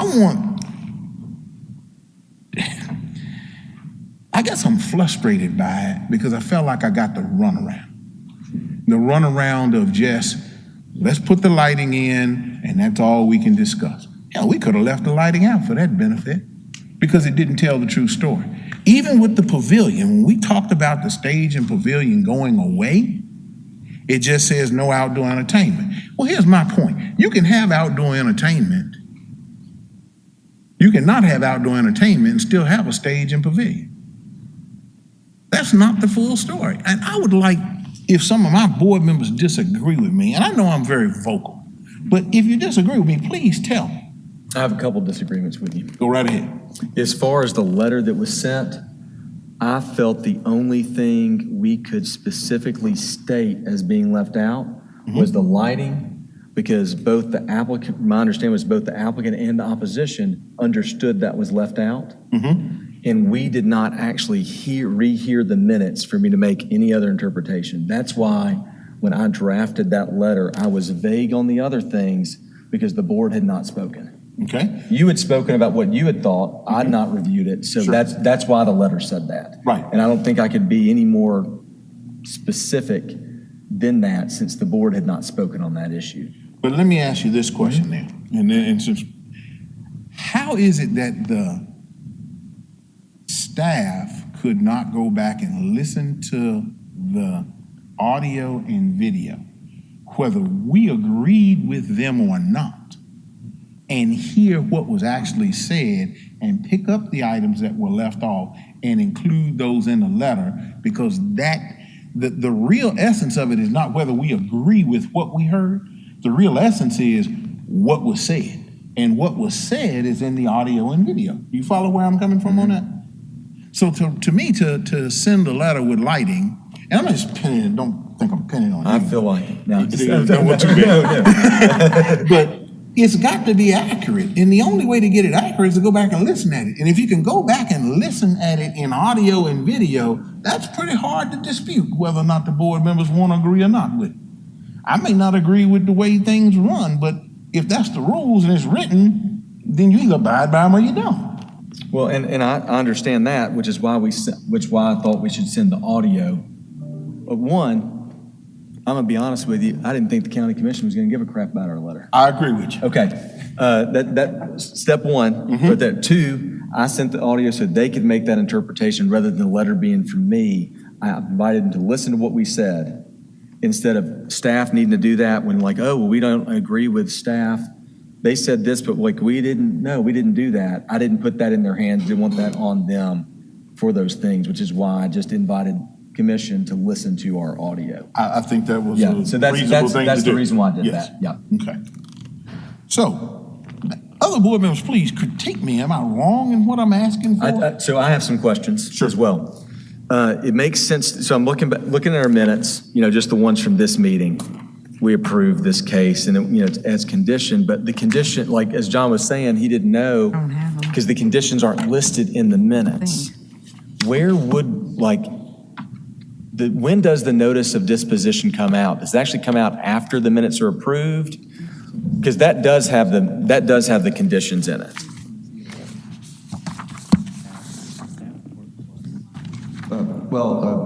We have 30 days to send out the notice of disposition. Okay. When we are approving the minutes, could part of the minutes be the draft of the notice of disposition? You're going to be preparing it anyway, and then we'll actually see those conditions. Because all we can tell from what I can tell from the minutes is it was granted and who voted for it. Well, I think what I would say to this, I think there's a lot of discussion, and I've said this from the time we started this discussion, and at any time I would like for you all to know, we're always looking for ways to improve our processes, improve what we do, make sure that we're being consistent and following the procedures we need to, and if we need to bend those a little bit to make things right, we're willing to do that. So I'm not going to be able to commit to anything right now because I don't really know how the total ramifications of those things would impact and what the legal ramifications are, frankly. And I don't know that this is the time for me to answer what we can and can't do. I think getting the questions and the comments and the suggestions, then we can talk about, okay, how does that occur and understanding the end goal, which, that's what we're trying to do. So I think for this conversation, I really do think it is mainly about these meeting minutes. Exactly. These are just thoughts because we're talking about it. I think these are good thoughts. I'm not able to answer any of those. Yeah. I don't want to put you on the spot on something like that today. So don't hear that we're doing that. One other question. Can I ask one question? Yeah, go ahead. Can I put you on the spot on this, Mr. Ray? And again, I think this discussion is about the meeting minutes, so I may respectfully decline. Okay, great. I'm gonna put you on the spot anyway. Can we get a agreement from you that the BOA members, staff, and any others who want to attend legal as well have at least a 4-hour session where we can talk about meeting minutes and things we'd like to have and clarified so that the board and the staff can be more on one accord? I'm not going to agree to a 4-hour meeting necessarily right now, but we can definitely do that. I mean, you're asking me to agree to something. I'm asking to have a session where we can talk. Sure, and we've discussed this, and it may take 10 minutes. I have said that that's what we're going to try to do. So, and that answer has not changed. Thank you. Okay.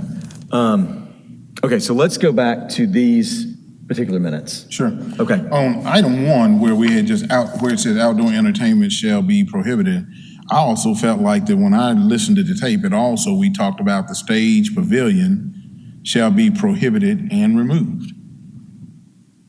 Okay. On the second one with the western parking lot, I've exhausted that. I made mention in there that gravel should be removed, pipes should be removed, 90-degree parking off of it, employees only and only 25 foot deep. I think it was condition 8 that you and I, Mr. Chairman, talked about.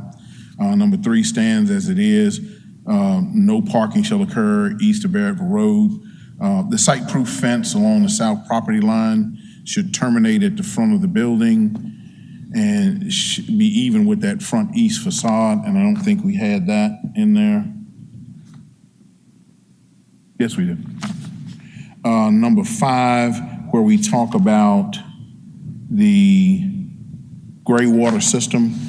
You know, one of the things I think is clearly to mention is the pipe that discharges liquid onto the adjacent property, which is against state law, should be removed, and that was clear in the tape to me, and that any non-potable water should be put in the septic system since there's no sewer. I remember making that very clearly as well. Here's what I'd say to that one. So right. I would agree on all non-potable waters shall be, I had to listen to it like so slow to get the language, and I think I got it.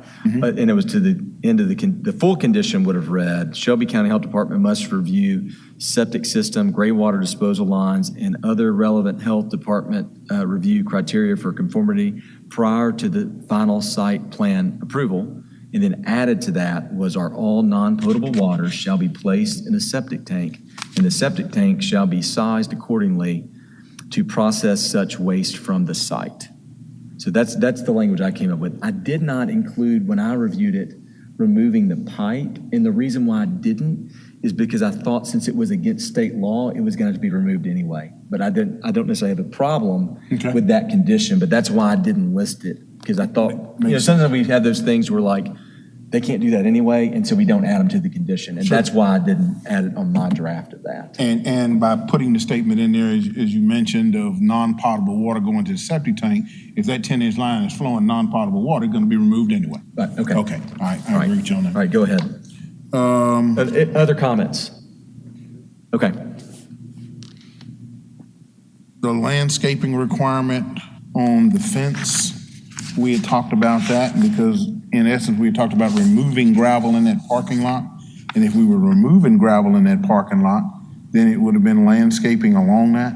And I think we talked about a 15-foot buffer zone on it, minimum. I remember that in the tape, hearing it. And let me ask you about that. Sure. I don't have a problem with that at all. Okay. What I went mostly back to when I listened to it was when we went over the specific, like we had discussion on the conditions. Okay. And then I tried to restate the conditions. Correct. Do you remember if I restated that condition?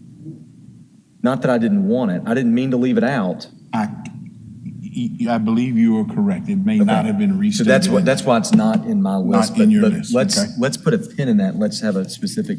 I don't have a problem. Now, which one is that? It was to do with the removal of the gravel and the landscape buffer along south property line. That's correct. And it was the 25 feet of gravel, correct? Yes. Well, removal of the gravel area, all but 25 feet. All but 25. That's correct. Landscape buffer. Okay. All right, go ahead. One that was, I think, totally left off was the removal of the outdoor storage and incorporating it into the building architectural plans. Agreed. And then, of course, the one we do know that made it was the lighting situation. Okay. Here's my point. On this case, and there have been other cases that I've looked at too, in the meeting minutes I felt were not 100%, But those cases never went any further than where we are here at the BOA, so nobody else had to read it. And like you said, I don't think they really care about it or not. But I think from our perspective, that our record should be intact. And what I see is they're not. And because they're not, and I don't think it's any fault of anybody's. I mean, I think people just got a lot to do, okay? But we gotta have a mechanism by which we as board members don't have to go back and listen at the tape to pull things off that we remember. And the real record that other boards and entities go by is that notice of deposition. And that notice of deposition cites the conditions. So if that is tied, and I go right back to this again, if it's tied to the meeting minutes for us to review, it makes it easy on us to review those meeting minutes for accuracy. Because what we're really interested in is the conditions that we put on a case. Because that's what's gonna stand up if we had to go to a court of law, is a notice of deposition. Okay. Those are my points. Any other questions or comments before we talk to the applicant in opposition? How about this? Let me, as far as when he was going originally through his conditions, I know he talked about removal all but 25 feet of gravel. The nose in, I did mention later in the thing. I did not mention that in the landscape thing. Does anybody have a problem if that was included in that? Okay, just so we're clear. Is the applicant here? Okay. Do you want me to go over each one of these conditions? I know that was, or as we have them, or are y'all, I know y'all may not care a whole lot since you have a PD now. Go ahead, Cindy. Or if you want to, if you'd like. Yeah, I mean, either way. I mean, you know, we did get approved at County Commission. Mr. Barrett did hand the County Commission his conditions, and the conditions that they approved are what they approved. So, there, as we all know, I mean, there's been no compromises or communication between parties, unfortunately. Otherwise, I think we could have had a better outcome, but I'll let Scott say something. All right, if you'll give your name and address for the record, sir. Christopher Scott Jones, address 9251 Mulberry Road, Atoka, Tennessee, 38004. It's about a mile from the site, and I'm an attorney in Memphis, Tennessee, with offices at 5158 Wheelers Drive. And you're representing Mr. Mr. Matthews, the applicant. Yes. Okay. Then go ahead, since you're already sworn in as an attorney. So go ahead, and if you want to share anything. So I just wanted to touch on what she said for a second. That was, and I understand the concern. I'm a big proponent of government making sure we get things right and it's consistent, because then everybody knows the rules and we're all on the same page. With that being said, both the Land Use Control Board and the County Commission were not devoid of these details. They were all provided to them. In front of the Land Use Control Board, they were given the information by Mr. Matthews itself. So they weren't devoid of not knowing whatever those conditions were. Now, the stamp of approval, whatever happens procedurally from y'all's board to wherever, it may have been devoid of that in some way, shape, or form, but not to the extent that they were acting without knowledge of the intent of what the plan wanted to be. When it comes to, certain line items, the entertainment pavilion, it's my understanding that, you wanted it to be restricted and removed. However, if it were to be denied, there was always a higher authority that the applicant could have sought. So causing them to have to tear it down, I believe, was not within authority to do that, because we could have sought redress on that through a higher authority if we had chosen to. Well, our decision would be for it to be removed. You could appeal that decision. That's correct. Like we're not going out there with crowbars. Right. That's right. So even if it was on there, that's what I said. Even if it was on there, we had an outlet. But that was, it wasn't something that was explored at that time. But also, it wasn't on the application that day. It was removed. As part of it, because in the staff's opinion, the outdoor stage was not a direct accessory use, and they felt that it was not the correct route. So we said, what's the correct route you guys would like us to do? We did that. There was nothing political about that choice. It was, we don't feel this was right. Our goal the whole time is whatever the proper officials determine we need to do to meet those criteria, that's what we're willing to do. And their opinion was, it shouldn't be on this application in the first place. So we've removed it that day. We agreed by consent to do it. All of the details that are being sought to be added or were left off or whatever's going on, those details, those conditions, to an even greater extent, were presented to the Board of Commissioners. So just about everything I can imagine is in front of y'all, plus more conditions, were presented to the County Board of Commissioners. They reviewed everything, they had time to look at it, and they went through and put those things in place, but they had knowledge of those items. So they weren't acting on ill information or bad information like this board. I think a number was put in front of us. Now, bear in mind, I was hired on after the original hearing, but there was a number that was given about parking, about the amount of spaces that western lot could fit. And I believe that, Mr. Jackson, you actually, I went back just like you did, I did a deep dive. And what I looked at and saw was the number presented to you was not a correct number. It was, that day we did not have the sufficient study that had been done on it. That information's now been done. It shows that removal, those numbers that you acted on, those weren't correct in the first place. Can I ask you a quick question? Sure. So, I'll just make a quick statement, then ask you one thing. I guess what we're trying to do today is just to properly get our minutes to match our decision we had, even though that decision is now moot. So I guess what I'd want you to talk about is, knowing that this decision is moot, do you have any problem with the ones that we just talked about? So number one, I didn't particularly have a problem with number one. I mean, reasonable minds could differ about what maybe the removal, but then there was an out for us. So whatever y'all vote to and this decide. would be in light of our discussion, not whether or not you like it, but based on what we talked about at the meeting and decided on. Okay. What I go back to the best of my recollection, sure. and I've looked at it a lot, and even provided links to people and gone back and watched it with them. My understanding is that this list is insufficient as far as, you're right, the lighting was left off. A timely objection was made. We agreed that should be added on without objection.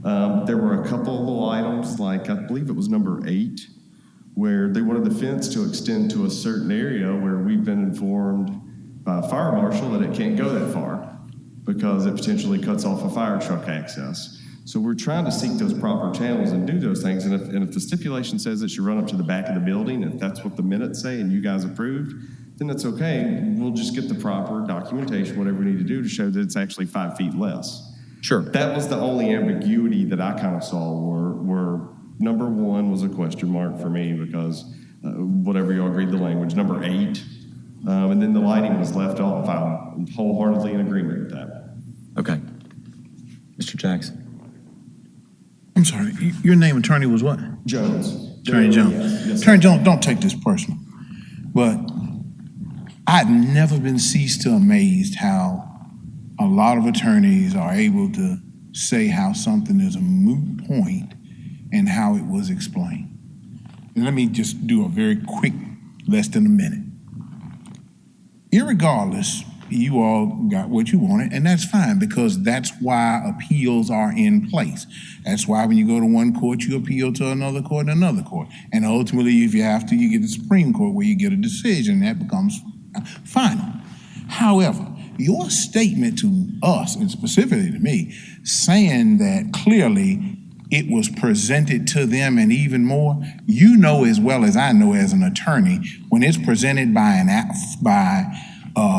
a prosecutor or a defense attorney is not as important as a lower court's ruling or a lower board's ruling to the entity it's being appealed to. And by the way you put it, as if it didn't matter it was presented anyway, that's not right. And I think that's really part of what I'm saying here today. I totally agree and support what you are able to do and get done. My point is very simple. If we're going to create meeting minutes as a board, they're going to be as accurate as we can get them. And these are not accurate, regardless to how minute that detail you may feel it is, clearly. I just want you to understand how I feel about that. No, Mr. Jackson, I just want you to know, I didn't, that statement was just a broad thing of, I understand it's been ruled on, it was not directed at you. I didn't think it was directed at me. I think it was directed at the whole board. You took it that way. Okay. Oh, no, I didn't take it that way. I mean, I thought it was directed at the whole board. But my point is, irregardless where it was directed, what we do should be correct. And we should be in agreement with what is in those meeting minutes. And I was just confused about what it could have been me. I've got a sinus thing going on. The ears aren't working quite as good. I kept hearing the word notice of deposition. But you meant, is that disposition? Disposition, I'm sorry. That's okay. Yes. No, you're right. Like, exactly right. Deposition? Notice of disposition. Excellent. Okay. So I was just making sure. But I agree with you that these processes are black and white, so people know the rules. We know how to do what we're allowed to do. And if there's some type of procedural thing that you guys want to put into effect, I mean, that's outside the scope of what I'm going to weigh in on today. But I came today to offer anything I could to help clear up with regards to these minutes. And I understand that it may have not been a perfect system. You feel that they didn't get the proper information or all those things. I do know that a lot of the documentation that went over that was official, particularly Mr. Matthews offered up, it was a deposition, which was why I wanted to make sure I was clear on that word earlier. Sure. But he offered a sworn affidavit of deposition that was offered, so they were able to see that information, and that's something I believe that I don't know if that was presented to the Board of Adjustment or not, but I do know that it was presented to the Land Use Control Board. Either way, that was an official document. I totally agree with you with the weight of opinion that you're right. Binding documents that come from a legal setting carry a greater weight in another setting that has that type weight. I mean, that's why we have the rules of evidence within a court of law. That's why I believe it's Robert's Rules of Orders are in effect here. So we all know the rules. That being said, I can't weigh in on your procedures or any of that. That is for my elected officials who bring you guys in and city employees to do. My job is to argue zealously for my client. I agree. Thank you. Thank you. I appreciate any you other guys questions, for your time. Mr. Jones? If you have anything else? All right. Thank you much, Mr. Jones. Thank you. Thank you for your time. I will be over here if y'all need anything else. All right, Mr. Matthews. You heard us kind of go through what we, with Mr. Jackson and I go through what we think we would have wanted the minutes to say. Do you have any problem, because that's really what we're trying to decide today. Do you have any problem with those additions that we made? I do not. Okay. All right. Do you have any other comments before we vote on those? I do. Okay. And I appreciate very much your being willing to hear from me. Everybody's interest should be in accuracy, and it's so unfortunate when things evolve in an inaccurate way. And as luck would have it, every omission and every misstatement was contrary to our interest. The omissions that were made, had they been included, would have helped my position considerably. In fact, at the Land Use Control Board meeting, the staff represented to the Land Use Control Board that the applicants were in agreement with all of the conditions imposed by the Board of Adjustment except for the outdoor entertainment and the east side parking. So the clear impression created to the Land Use Control Board was the applicant was in agreement with everything, all the conditions imposed by this board. And that's not true. And it was misleading. And before the Land Use Control Board, there were practically no questions. This board really rolled up its sleeves and got involved and analyzed everything. The Land Use Control Board basically just said, we approve as according to the staff conditions. And the staff had represented that the conditions were what were imposed by this board, but they weren't. They weren't. And then it goes to the county commission. And each time it's harder to overcome those mistakes.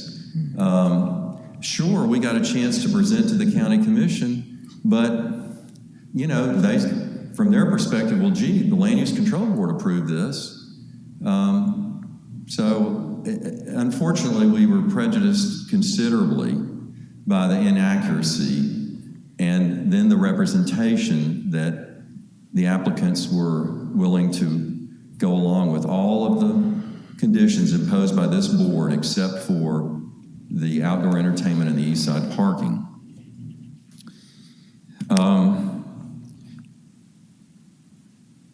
Even the lighting, what was proposed and what I understand this board said during the discussion on lighting was that not only should it be downward directed for the parking area, should be of limited wattage, only as much as is necessary, and that it should be on low-mounted poles. Well, that's sort of that fell by the wayside. The staff didn't include that. It's carried through to the Land Use Control Board and the County Commission. No mention anywhere of the lighting being on low-mounted poles. Again, that was something that we've asked for and we prevailed on, but we just lost out. I would say this was sort of said in passing, and I think it's unfortunate that there was no compromise, no effort to try to reach any sort of agreement or middle ground on this. Well, in fact, there was, but this part is interesting as well.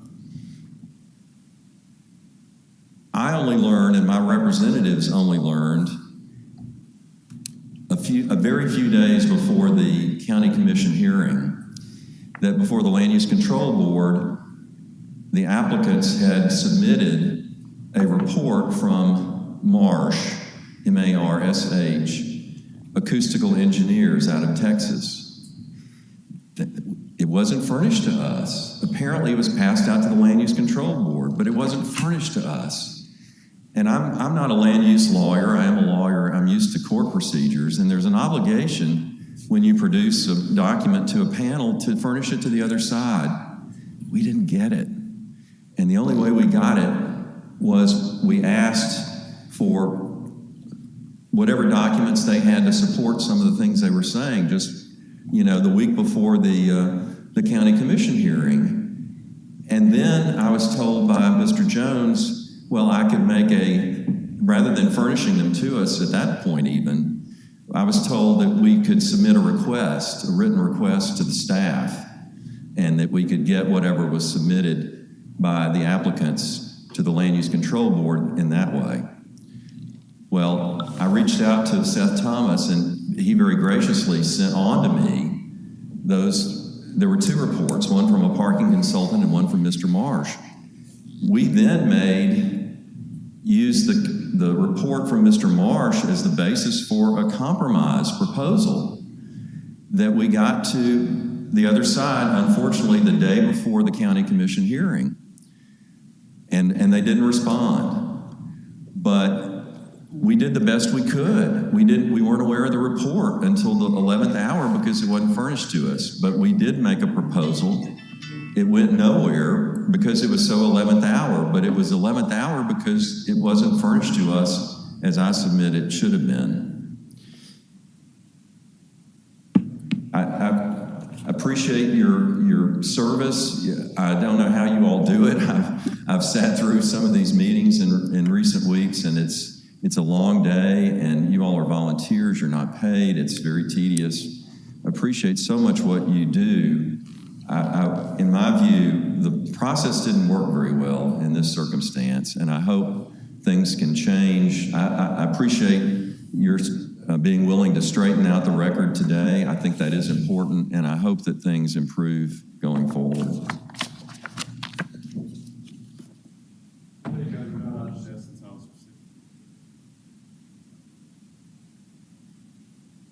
Yeah, can you give me 30 seconds? Less? It'll be very, very short. And I understand, guys, I'm not going to get up here and argue the merits with you. I mean, we solved the process. We did what we had to do. I would just put forth because it was stated that I didn't try to provide documentation or those things. I'm a young lawyer. Mr. Matthews is an experienced attorney. Those documents were given to the Land Use Control Board on the day of their meeting. They were available from day one. He asked me for them 3 days before that meeting. I gave him access to the information and said, there it is. And with that, I mean, even at my young experience level, I know I would go ask the proper authority for the documents. So I don't like the inference that I was dishonest or drug my feet on it. But I appreciate you giving me time. Noted. We're going to, okay. All right, so I'm going to run through real quick my conditions that I have written down, just so to make sure it matches with what I think we did. And then we'll vote on that if that's okay with you guys. Okay. So number one was contained in there, and it was the staff condition, the open space behind the property only be used accessory use. To the restaurant for outdoor seating, the use of the property for outdoor recreation shall be subject to special use permit approval from the Land Use Control Board and Shelby County Commission. Number two, all gravel parking is subject to Shelby County engineering review and approval, already in there. Number three, I did have an addition to, and that's the one where we added, I'm not going to read the whole thing, but all non-potable water shall be placed in the septic tank, and the septic tank shall be sized accordingly to process such waste from the site. Number four was already in there. I'm not going to read the whole thing. It had to do with the pickup window. Number five, it was already in there with the garbage and refuse must be screened from public site. Number six, slight change site proof fence in landscape along the southern property line shall be subject to DPD review and approval. A site-proof fence shall be installed on the south property line and shall align with the eastern facade of the general store. They might be able to do that according to the fire department, but that's what our condition was at the time. And because it mentioned the landscape, I think landscape, you mentioned it but I think it's already, to do any detail, it was already by code, they had to landscape it. Okay. So that's why I don't think I had it as a separate condition. All right. Or added specifically. Number seven, the normal, any change or deviation from the site plan was already there. Now here's where I differed a little bit with what was in the thing. We voted to enclose the storage area, so there should be no outdoor storage allowed. Number nine, we had outdoor entertainment shall be prohibited. And the question there is whether or not we said we had to remove the stage. I think we all thought the stage was moving. We talked about that. I did not say it specifically at the end when I went over it, but I think that's what our discussion was. Or anybody disagree with that? I mean, then they could appeal that. That was our decision, was that it shouldn't be there. Number 10, this is where we just missed a little bit, that the western parking shall be reserved for employees only and shall be 90-degree parking. And then we also mentioned at the time that all but 25 feet of that gravel be removed, and that had to do with the fence as well. So I'd add that to what I had sent earlier.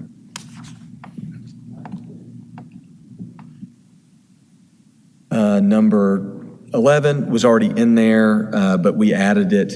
But it was in the disposition. No parking shall occur on east of Barrettville Road. And then number 12 was our specific lighting that was done. Lighting for the back parking lot shall be mounted on utility or similar poles and shall be low mounted and shielded so that the light is downward focused, no greater wattage or brightness than necessary. Are there any additions, subtractions? So can we get a motion to approve those as I just listed out? So moved. Second. Is there any discussion? All right, I got one thing to say. I don't think, I guess looking back on this, I don't think any of those being left out was intentional by staff. They just were. I understand the position of staff and Mr. Rowling at the last meeting of like, they felt due to our rules, yeah, we left them out, but we went ahead and approved them. That's what they are. And so I think we did have to suspend the rules to do that. So I do think that's where, Mr. Thomas was coming from. He's like, that's all I'm here for. So I think, so I do get that. I think we understand that with staff, and the board then decided we wanted to make sure they were as accurate as we thought they could be by looking at the minutes, whether or not our rules told us we could do that or not. And so we've done it. It's probably moot, but any other comments? I just have a question. Okay. Mr. Ragsdale, can you tell us when you will let us know if we can have a meeting between staff and board members? Well, I mean, as I said, we've discussed this, and I've agreed that we can definitely have that. We've talked about training, and so I will definitely get back to you guys on scheduling that. So. Okay, let's vote on this, and I have one thing to say about that. All to approve the minutes as amended, do so by saying aye. Aye. Any opposed? Hearing none. These minutes are passed, and they become the minutes or the conditions in those minutes. And then the one comment I would have for the board, I think, there's always ways, as Mr. Ragsdale mentioned, we can improve what we do. We find holes in the process, we make it better. So in the next couple weeks, if members of the board have things that they would like, not necessarily differently or questions or something, I'd love to get that together so I could put together an agenda of things we'd like to discuss. And then I can get Mr. Ragsdale, we'll try to get a date set for a time that we can do that with a set agenda of what we want to go over, is what I would suggest we look to do. So, all right. Any other new business? I just have one question. Yeah.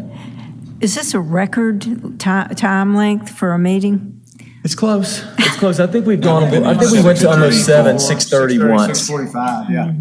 But it is for you. I don't know. I know we didn't hear a lot of the cases, but I don't know that we've had 26 on the docket since. And even when we had all the billboards you mentioned, Ms. Baker, that was 9 of them, and we didn't have this many